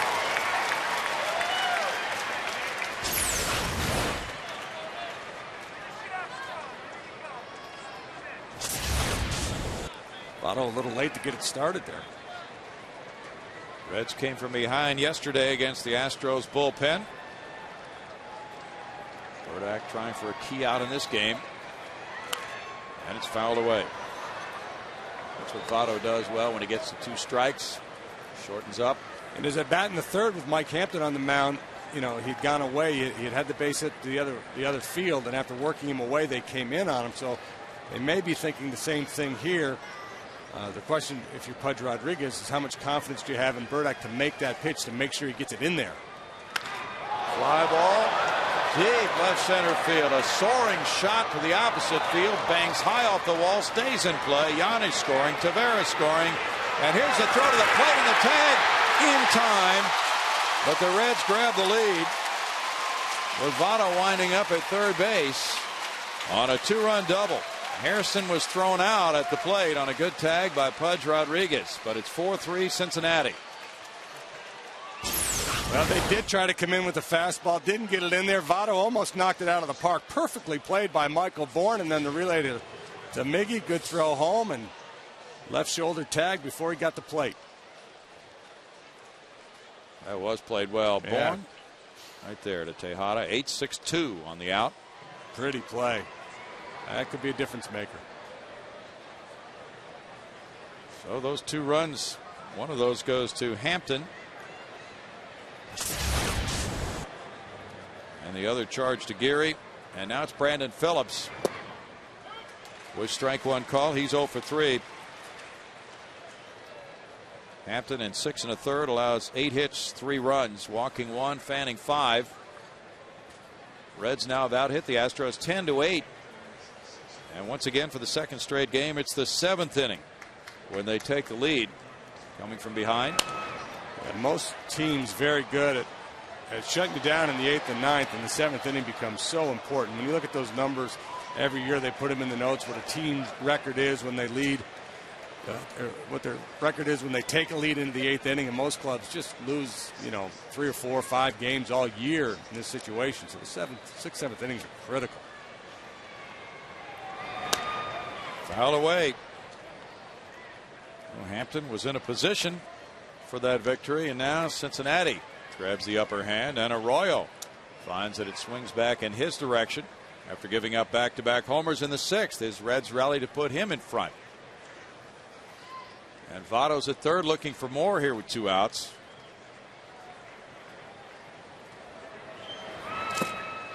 Phillips swings and misses, striking out to end the Reds' 7th. They grab the lead, coming up with 2 runs on 3 hits with a man left at third base. It's now 4-3 Cincinnati.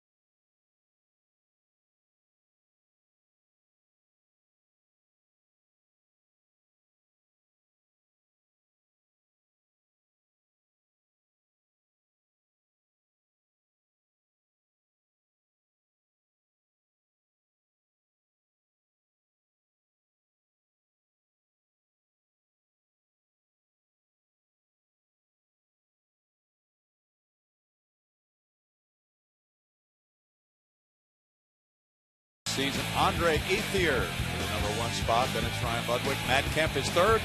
Carlos Delgado and Albert Pujols. Bottom of the 7th inning. A slow breaking pitch is ball 1 for Bronson Arroyo. Jeff Blum is 2 for 2 in this game tonight. He came into the game 1 for 19 lifetime against Arroyo. And loops this line drive into right field. A 3 for 3 game for Jeff Blum. And the Astros fans love that start to the bottom of the 7th after the Reds grabbed the lead in the top half. That's why Hunter was trying to get to second in the bottom of the 6th. He knew Blummer would have driven him in. Yeah.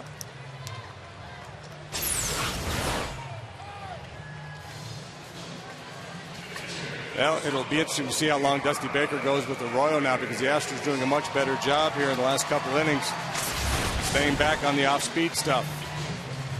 Arroyo has only thrown 72 pitches, 49 of them strikes. Bud Rodriguez is 0 for 2. He has an RBI, bouncing into a force play. Michael Bourne on deck, then the pitcher's spot. Jeff Geary, no innings pitched, 1 hit, 1 run allowed, 1 walk, no strikeouts. Jeff on the hook for the loss right now if the Astros don't come back. Yeah, that's true. The hits are 10-9 in favor of Cincinnati. Our Firestone in-game box score showing you how the Astros hitters have fared. Back-to-back homers in the 6th by Berkman and Lee. All the other hits are singles. It's 2-0. And Arroyo is trying to make it a 3-0 start to the season. Dave Clark with signs for Pudge. Colorado and Arizona have played an inning and a half at Arizona. And it's no score. John Garland with 2 hitless innings to open. And Jason Marquis, his mound opponent. It's already their 2nd series at Arizona this year.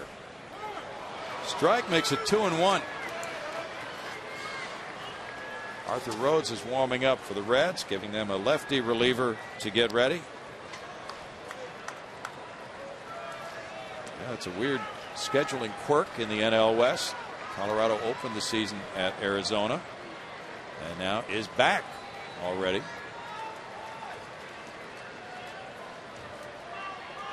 Throw to first base, Blum back. Well, it's kind of like our trip to Cincinnati next week. Yeah. Seems like we play the Reds in bunches. Last year that was the case as well. Wait till you see the schedule with the Brewers and Astros and how that shakes down. They'll be here this weekend. And they'll be here in 2 more trips before the Astros ever go to Milwaukee. Really? Yeah. Wow. Oh, unless another storm blows through and we go up there to play the Cubs. Yeah, that could happen. Blummer was just extending his lead when Arroyo tried to catch him with that quick throw.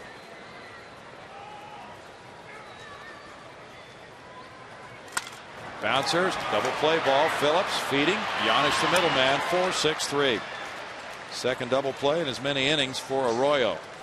Boy, what a great pitch that was. And we talked about Arroyo coming off the off-speed stuff, maybe starting to work in more fastballs. And Pudge was looking for something away, trying to shoot it that way, and he just throws a fastball right in on him and puts it right on the label.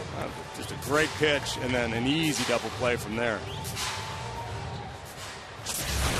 Arroyo has survived the 9 hits. He survived giving up back-to-back homers. He leads as he faces Michael Bourne. Jason Michaels on deck, preparing to pinch hit if the pitcher spot does come up this inning. Strike to Bourne, who is 1 for 2. Troy Hawkins has been getting ready for Houston.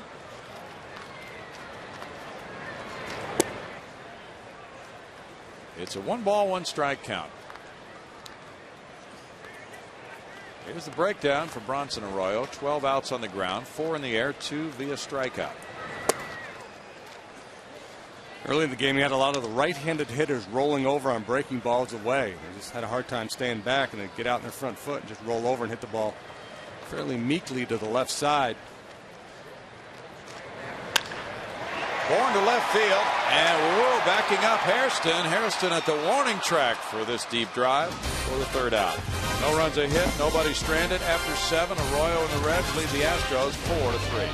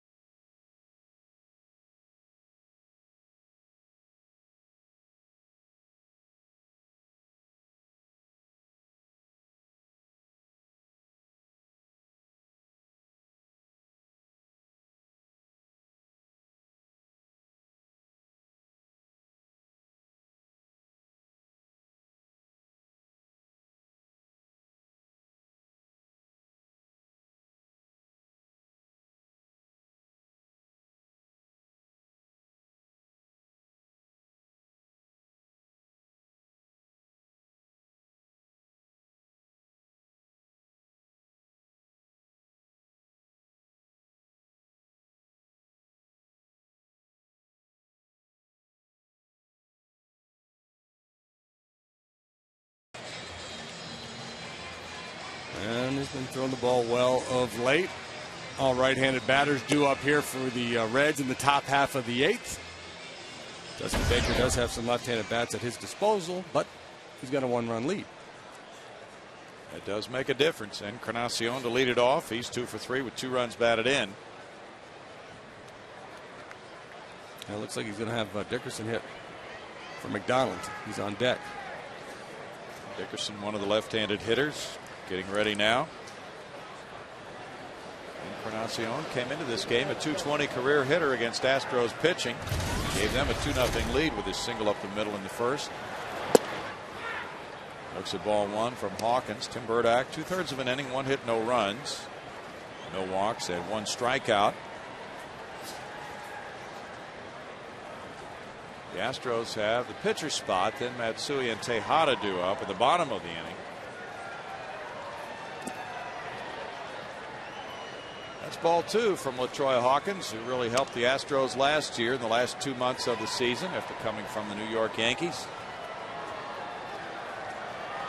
His ERA was well under 1 as a member of the Astros last year. He was 2-0 with a 0.43 earned run average. Bouncer, Hawkins knocks it down. Gets the out.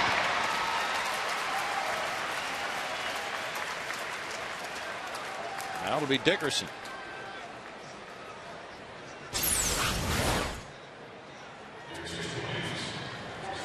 Don't panic. Take your time. Set your feet.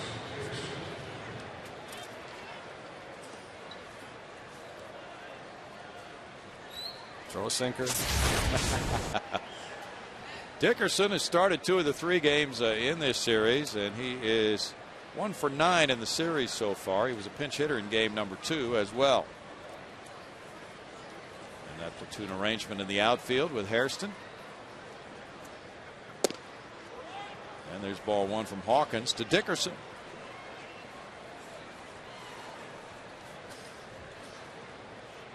Dickerson got in some playing time with the Reds last year. He is 5 for 23 so far this season for a .217 average with a homer. Out a 5-game hitting streak.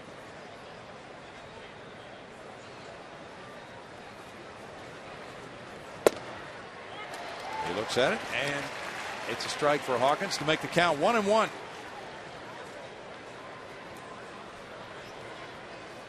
Dickerson, the cousin of the famous running back from SMU, Eric Dickerson.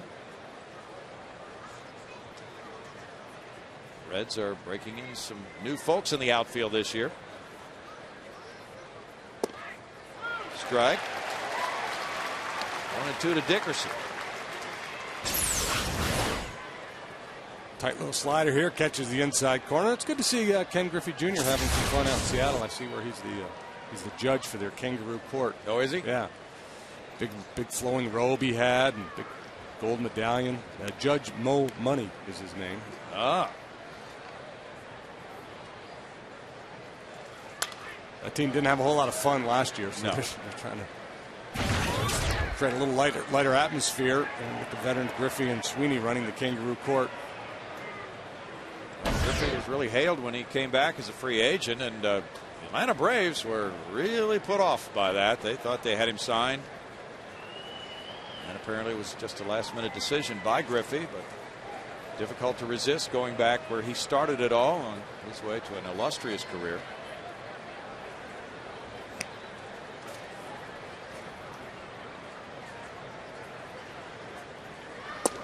Inside, almost got him, and it's 2-2. Player in the final stages of his career sometimes finds it difficult to make a decision like that because his family lives in Orlando, Florida. That's a long way from home. Atlanta would have been a lot closer. I don't think he's ever been that big a fan of DHing, but it's a better way to keep him healthy than in Cincinnati, where he was often injured, or anywhere else in the National League where he'd have to play the outfield. Tap foul.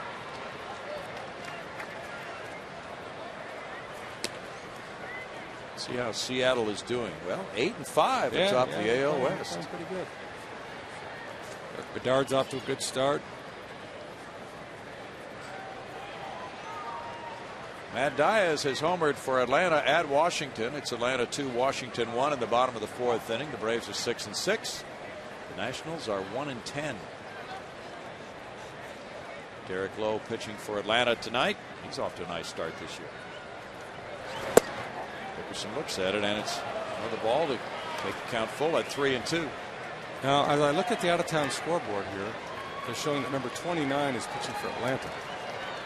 Does that mean they gave Derek Lowe John Smoltz his number? Seems like they would have. Didn't know that. Seems like they would have packed that one away. Yeah, it does. And Derek Lowe is still in the game against Jordan Zimmerman, making his major league debut. 3-2 pitch coming to Dickerson. Dickerson taps a foul. I'm checking this website, and they're showing Lowe's number as 32. Okay. Not that it matters a whole lot. Well, it would to John Smoltz.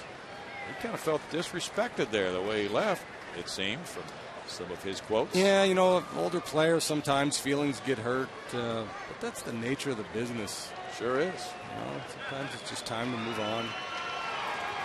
I'm sure they'll patch that all up when his career is over. Yeah. So much to that city and that franchise. Yes. Dickerson started, and then he took ball 4. He's on with a 1-out base on balls. That's the 3rd walk of the night for Astros pitching. Arroyo has not walked anybody. Ryan Hannigan is 1 for 3. Well, the Reds have a good situation with Hannigan backing up the veteran Ramon Hernandez. Hannigan can learn from somebody who's been in the big leagues for many years. And the Reds can use him as he progresses to give the other guy a rest and to break him in for the future for more work. Runner going. Bouncer on one hop to Berkman. He looks at second. No play there. Tosses behind him to Hawkins for the 2nd out.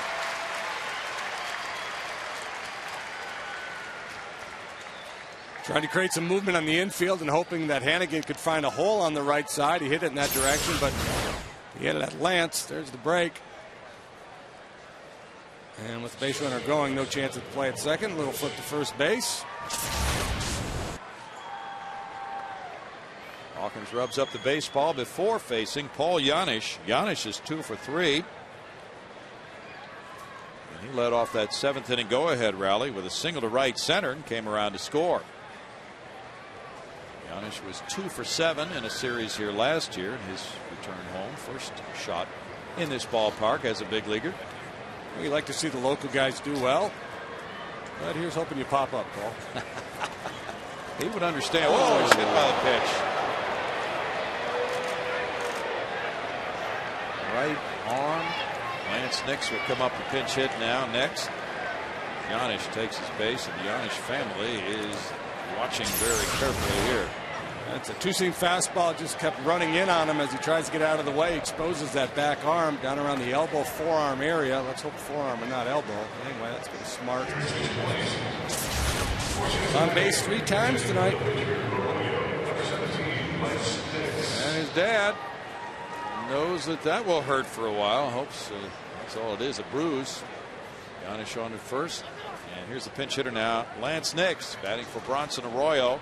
I was guessing the dad has seen Paul plunked a few times over the years. Yeah. And how many ball games do you think his dad has watched his son play? Many. Nix now gets an at bat. He's 4 for 12 with an RBI. Nix was 2 for 2 as the starting right fielder in last night's game against Felipe Paulino. He had a double and a single.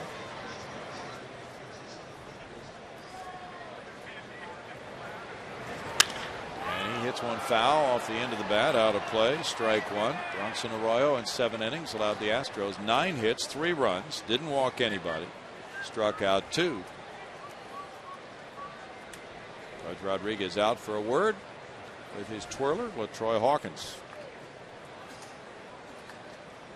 Well, Nix gets a chance to move once again to the National League. He was in the league briefly last year with Milwaukee for 12 at bats. And also in 07, a dozen at-bats, but primarily his experience in the big leagues has been with the Texas Rangers. He was born here in Houston, went to Midland High School, 4th-round draft choice in 2000. Hit 23 homers at AAA Nashville last year. That's a strike to him. 0-2 to Lance Nix. With Jay Bruce sidelined with a bruised right hand. Nix has had that playing time. Perfectly placed fastball over the inside corner. This guy got some forearms on him, man. It's like Steve Garvey. Yeah.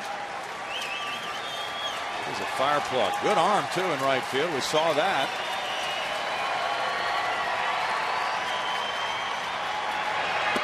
Curveball struck him out. And in the 8th inning for the Reds, it's no runs, no hits. 2 men stranded. It's a 1-run lead. 4-3 Reds. Bottom of the 8th coming.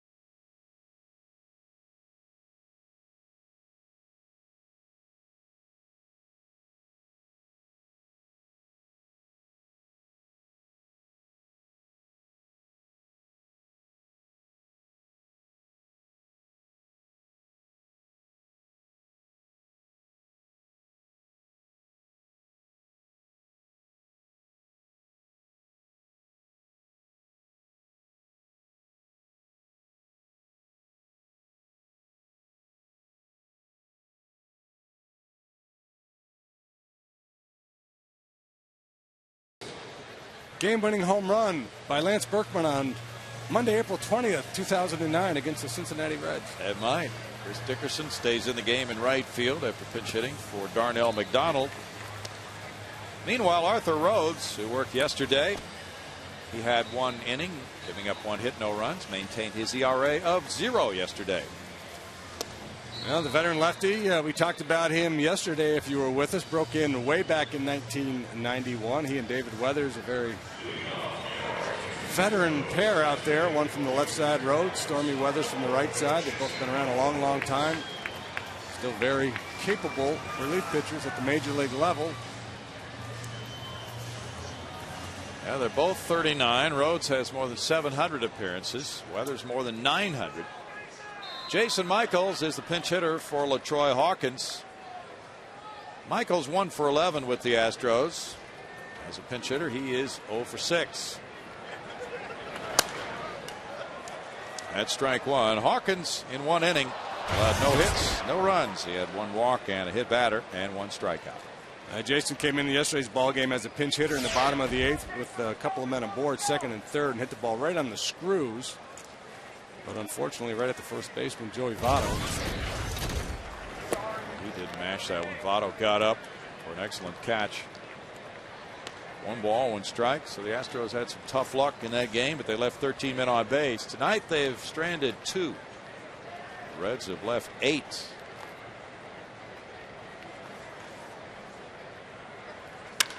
That's smacked to left field.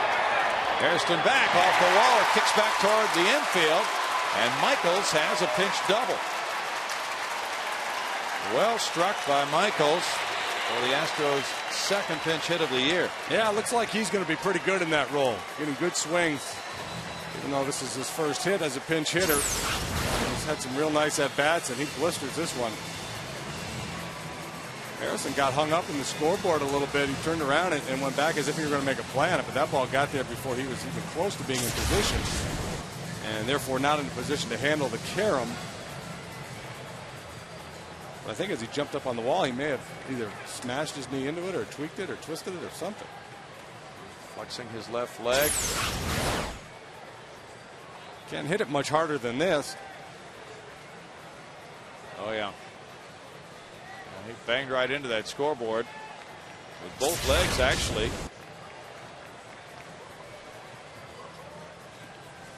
Dusty Baker out. Willie Taveras looking over, and he stays in the game. I think Willie's dogging him right now. Saying, Yeah. What are you doing jumping up on the wall? You can't catch that ball.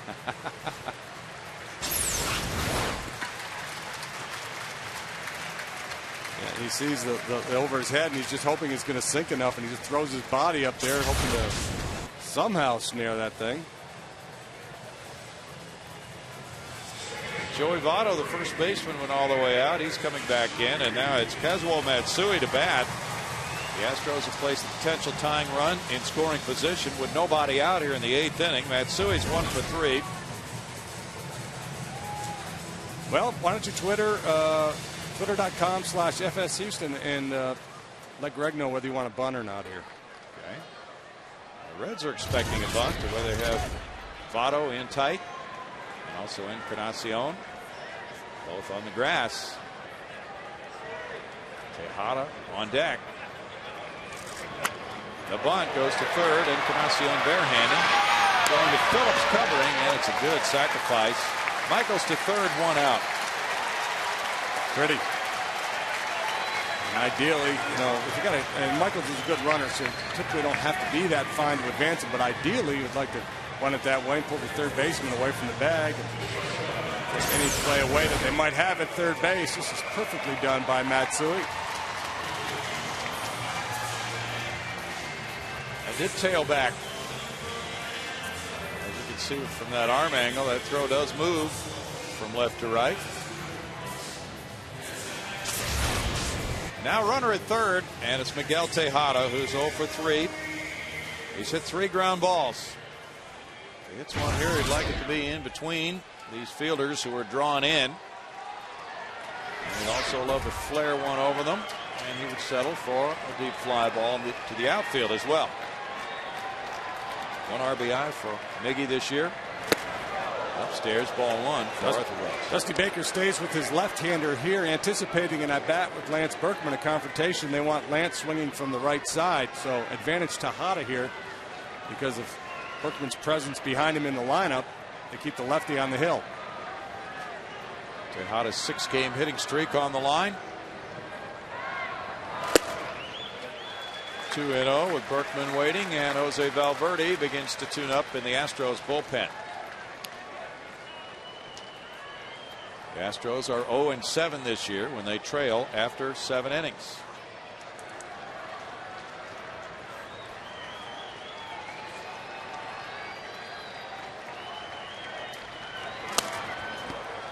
Two and one. Really interesting, the defensive lineman for the Reds. You know, infield in, nothing unusual about that. But check out where Joey Votto is. Man, he is way off the line. That's a big gap he's got there. A little bit, you know, of an advantage because he's a right-handed throwing first baseman, so his glove side is towards the line, so that allows him to cheat that way a little bit more. Nick Massett is warming up, a right-hander for Cincinnati. Inside, and it's 3-1 now. Tejada has only 1 hit to right field this year. That's unusual. He usually goes to right quite a bit. Yeah, he does. But I think the Reds just feel like he's more likely to hit it if he hits it on the ground on the right side, not so much down the first base line. So even willing to give up the double there.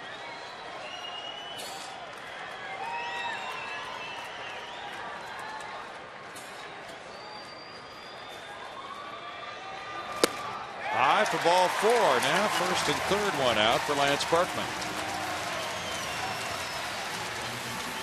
Coming into this game, Rhodes had retired 13 of 17 batters faced, so he hasn't been in much trouble this year. And he still has the double play in order now, facing Berkman, who's 1 for 3, a homer. Looked like the approach there was, let's just see if Miggy's willing to get himself out. Yeah. Just throw a bunch of pitches out of the zone and see if he's going to be overly aggressive. If not, we'll back up and we'll play for the double play. Berkman a solo home run. Batting left-handed as a right-handed hitter. He is 3 for 12. 2 of those 3 hits are long balls. Batting right-handed.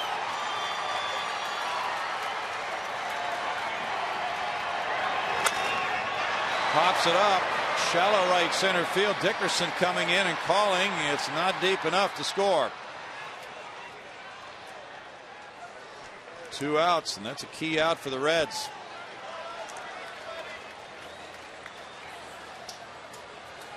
Well, folks, you can create your own Astros collectible using your favorite photos at the photo store on Astros.com. In 3 easy steps, you can make your very own Astros memory. Go to Astros.com today. Excuse me, man, I got this cough. Rhodes is taking a walk. Carlos Lee up to the plate. Nick Massett has been warming up, but apparently the Reds going to stay with Rhodes against Lee, who ripped the line drive homer in the 6th. He's 1 for 3. Well, Rhodes pitched the 7th inning yesterday, and he struck out Lee on a 3-2 pitch.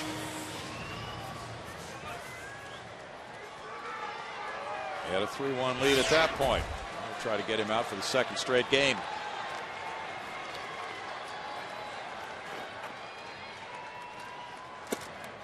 And he falls behind 1-0. Hunter Pence on deck.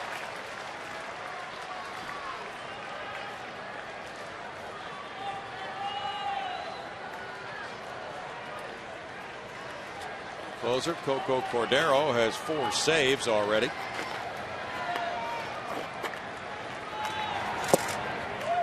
It's 2-0. Joel Caballo. Advantage Carlos. So good in these situations last year. Runners in scoring position, man on third base, whatever it took to get the job done. Very solid approach.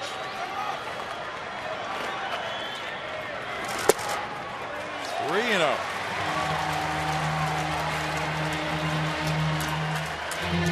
Rhodes walked Tejada, got Berkman on 1 pitch. Hunter Pence waiting. Rhodes is tying Jeff Fassero tonight for 70th on the all-time appearance list with 720.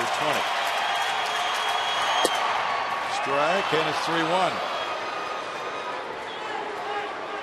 Arthur busting it up there pretty good tonight. 94 and 95 miles an hour with that fastball. That's outstanding.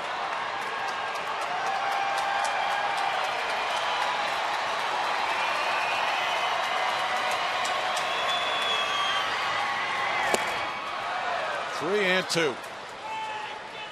Another 94. Not likely you see a similar swing on 3-2. 3-1, he knew he had a strike to play with, so he took a big aggressive hack, hoping to get something middle end. The ball was out on the outer third, or maybe even off the corner a little bit. He'll change that approach, be a little quicker to the ball here. Tejada inching off. Rhodes is staring at him. Now he goes, and it's ball 4 to load the bases for Hunter Pence.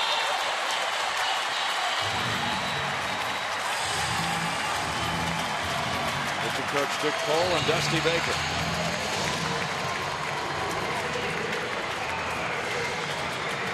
Bases loaded. Hunter Pence is 2 for 3 tonight.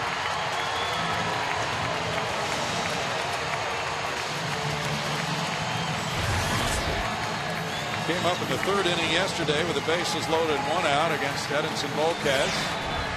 2 career grand slams. Volquez struck him out. Big situation here. 4-3 Reds. Each club has 10 hits, no errors.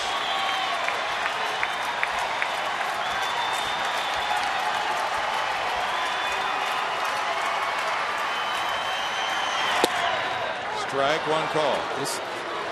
And I'm not sure who's available in that Reds bullpen. I don't know if David Weathers is available tonight or how much they think they can get out of Cordero. But this is one of those maddening situations.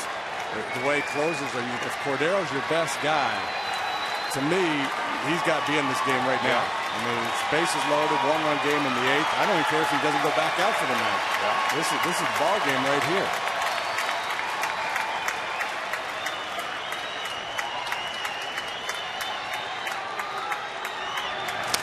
Foul back with a good cut, and it's 0-2 now.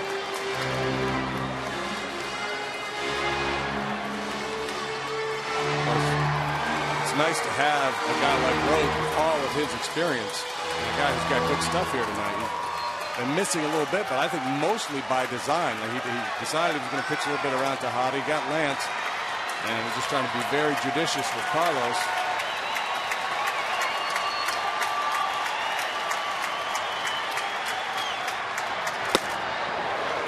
One and two as he went upstairs.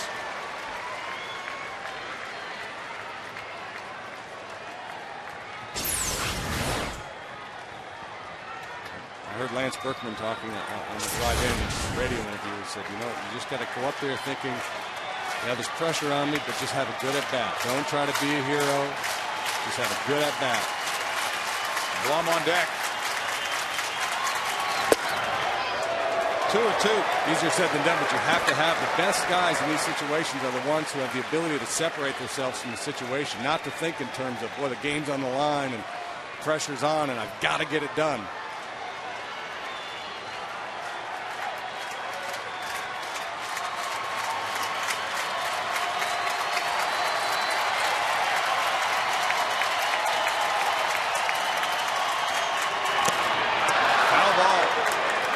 Count of 2 balls, 2 strikes, 21 pitches have come from Arthur Rhodes in the inning. We'll chat with Hannigan about this situation. They're relying heavily on that heater. I'm surprised they haven't got an off-speed pitch here.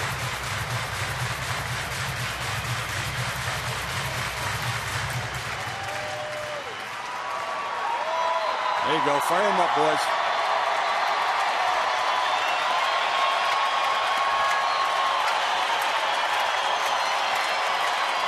Reds led 2-0 after a half inning. The Astros got 2 in the 6th to take a 3-2 lead. The Reds with 2 in the 7th. It's 4-3 Reds.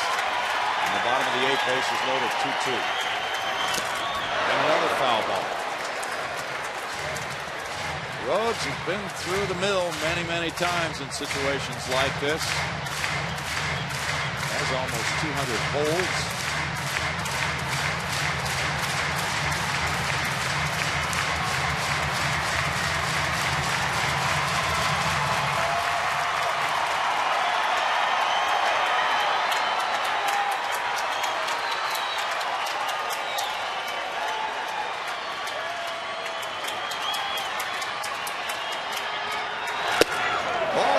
Full count.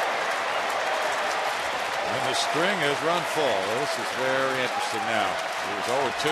Well, it was 3-3-2 counts yesterday, and we showed you the pregame show. Hunter struck out his first time, but then laid off borderline pitches and 2 later at-bats to draw walks, and that'd be just fine right here. That gets a tying run home. Big 3-2 pitch, 2 outs, bases loaded, 1-run lead for Cincinnati.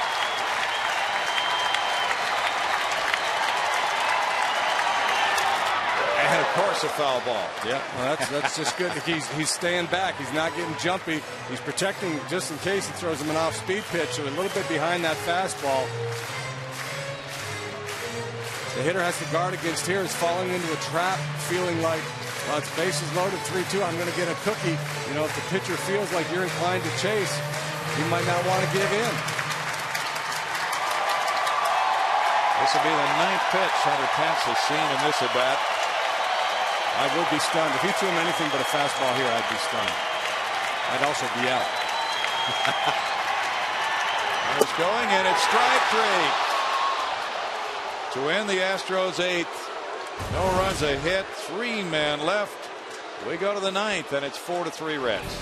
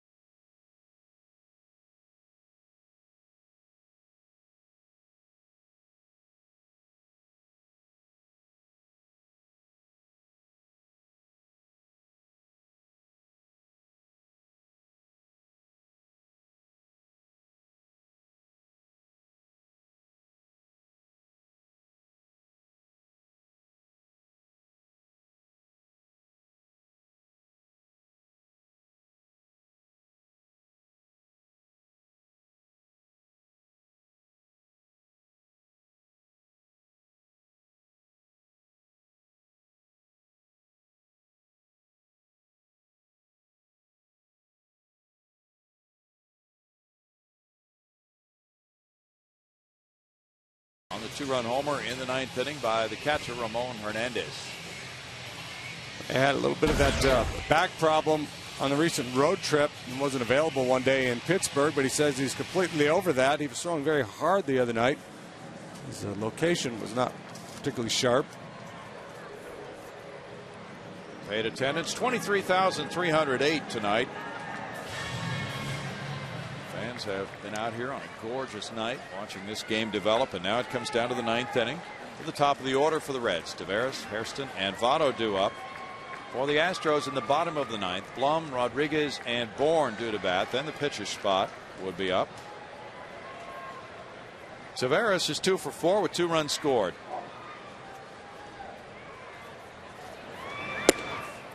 Upstairs, ball 1 from Valverde. Valverde threw 24 pitches Friday and giving up 2 runs in 1 inning. And he had a walk before the 2-run homer by Hernandez. He walked Encarnacion with 1 out on 4 pitches. 1 ball, 1 strike. He didn't blame the little back strain on that at all. Said he was fine to pitch and would be ready again the next night. Follow through on that last one was just beautiful. Kind of did the curly shuffle coming off the mound. That's up for a while. Miguel Tejada behind third base. And it's 1 out. Hunter Pence had a 3-2 count. Let's look at the final pitch. Yeah, boy, it was a real battle and a borderline pitch. You know, people are going to say, 2 strikes, it's too close to take. But he's been working real hard, trying to be disciplined. And he had a heck of an at bat, and he had a pitch that he thought was out of the strike zone down, and probably thought he had an RBI walk. And Rhodes got the benefit of the doubt. Now it's the closer warming up, Francisco Cordero for the Reds. Offer at that pitch, it probably ground out anyway. Hairston's 0 for 3 with a walk. This one goes to right field toward the corner. Pence on the run, looking back, and makes the catch deep in the corner. 2 outs.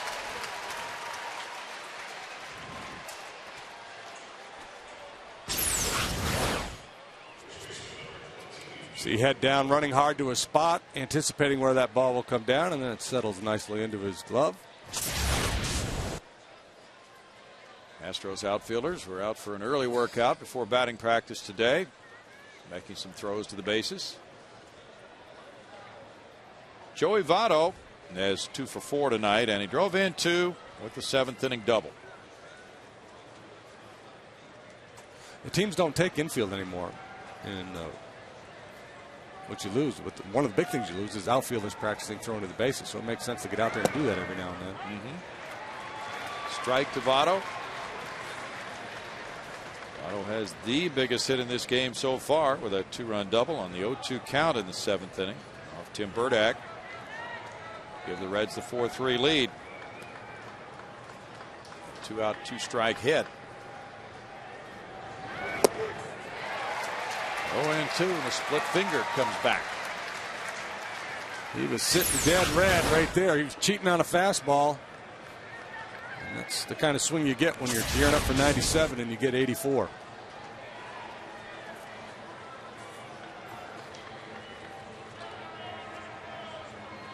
Reds have done some good clutch hitting in the late innings yesterday and today. 1 ball, 2 strikes. They would love to go on to Chicago with a 3-1 record against Houston in this series, and they would be 5-2 on this 10-game road trip, which is their longest of the season.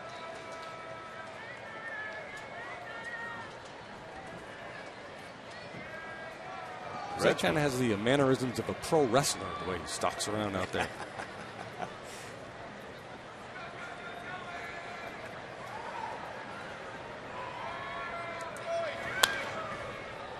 Adds to the confrontations.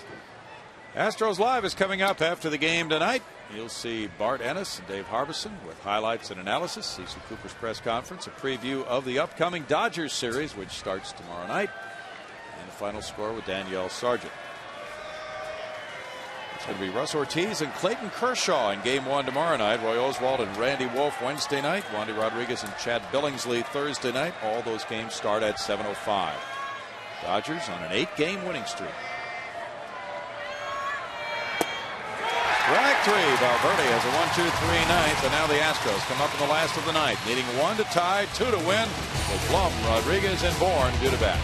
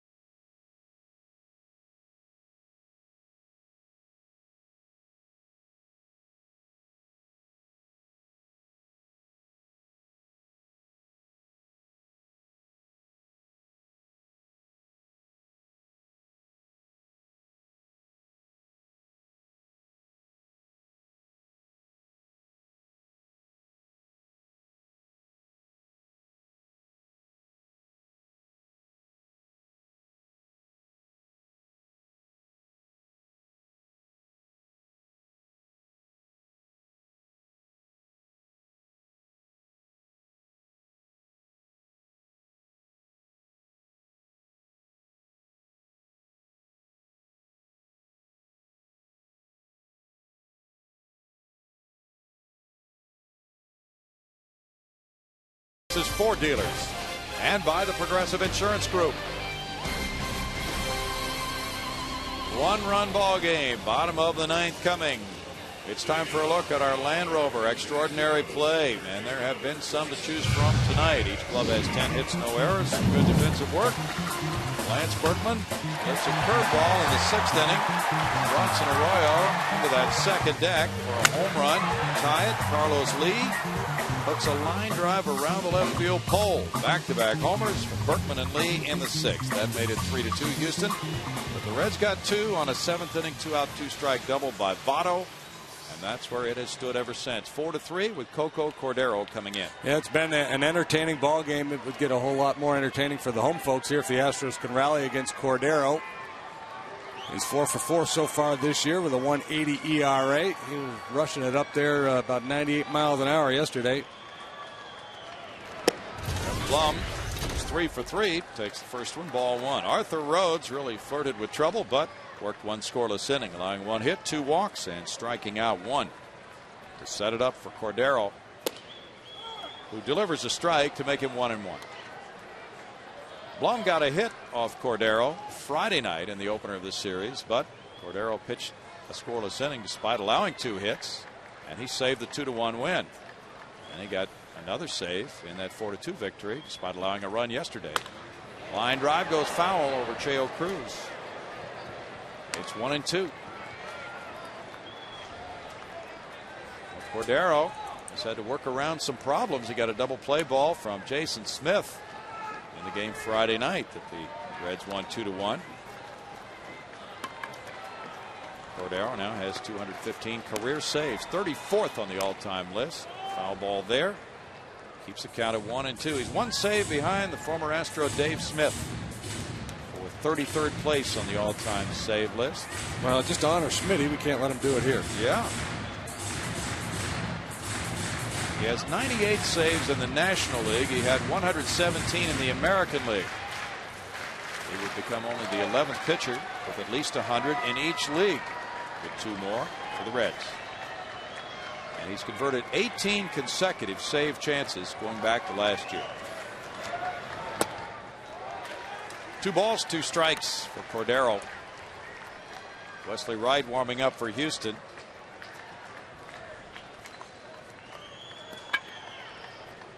It's It's Atlanta 2, Washington 2. They're in the middle of the 6th after a rain delay. Lowe and Jordan Zimmerman. All righty. Get it ready here, Blummer. Got to throw him a fastball. A little room in that right center alley. That would work. Little leadoff double.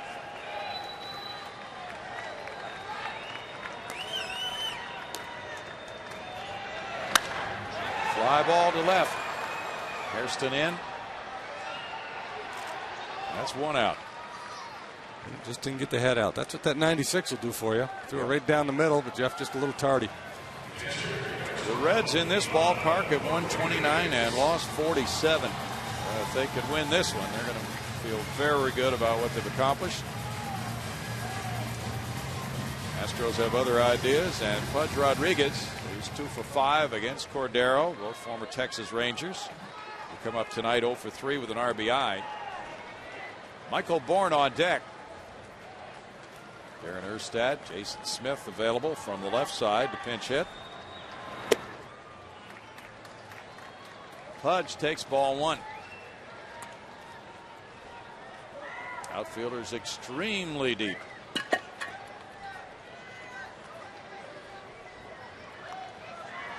Over the years, Pudge, known as a very good fastball hitter, hits the ball the other way well. And drive right. Just like that. Right on cue. He gets hit number 11 for the Astros. Tried to play to his strength a little bit. Michael Bourne with Darren Erstad coming out to the on-deck circle. That's not a bad pitch at all. That's just a good piece of hitting. He leaves for the pinch runner, Jason Smith.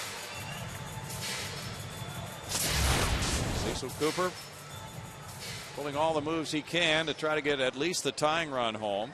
Has put Smith in to pinch run for Rodriguez. And it's Michael Bourne, 1 for 3 at the plate. Erstad on deck. With 1 out, not a bunt situation here. He's got to swing away, but he's got to get a strike. Whoa. Hannigan came flying out of that crouch. A high pitch, ball 1. Or strike 1, rather, they call it. Yeah, he offered at it. Hannigan lucky didn't dislocate his shoulder. Yeah. Cordero got the swing and is ahead in the count 0-1. Double play depth up the middle. Now 1 ball, 1 strike.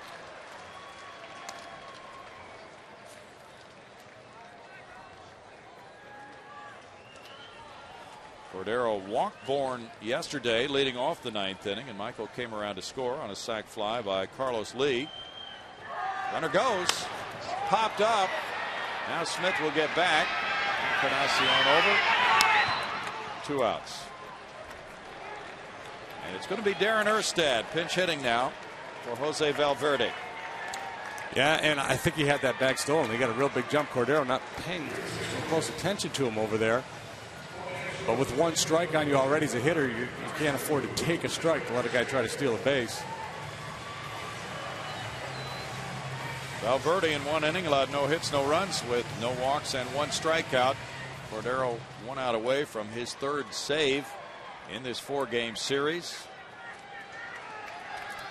Erstad is 5 for 13 with a homer in his career against Cordero. Matsui on deck. And it's ball 1. Hannigan had to reach way out for that one. You get a feeling how tough he is to hit. He's hard to catch. Erstad 1 for 5 as a pinch hitter this season. 1 for 7 overall. Hannigan's going to have to play him a little deeper. I like his chances here. I got a feeling he's going to put a pretty good swing on one. Throw to first. 3 career walk-off homers. Wouldn't these fans love to see number 4?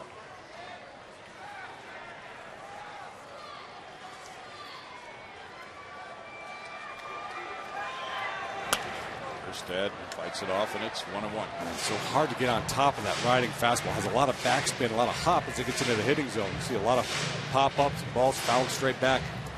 That 4-seam 95-mile-an-hour fastball. Hitters always just miss, just not squaring it up under the ball just a little bit. Throw goes over to first on Smith.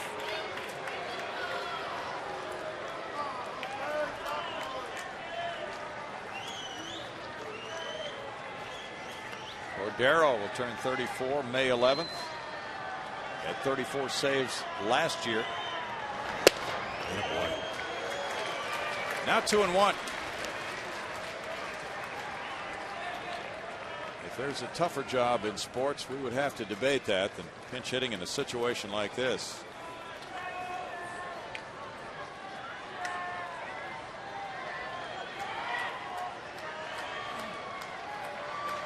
Just about 3 hours from the time the game started. Runner going. Line drive left field. Hairston waiting. And the Reds capture 3 of 4. They win this one 4-3. They won 2-1.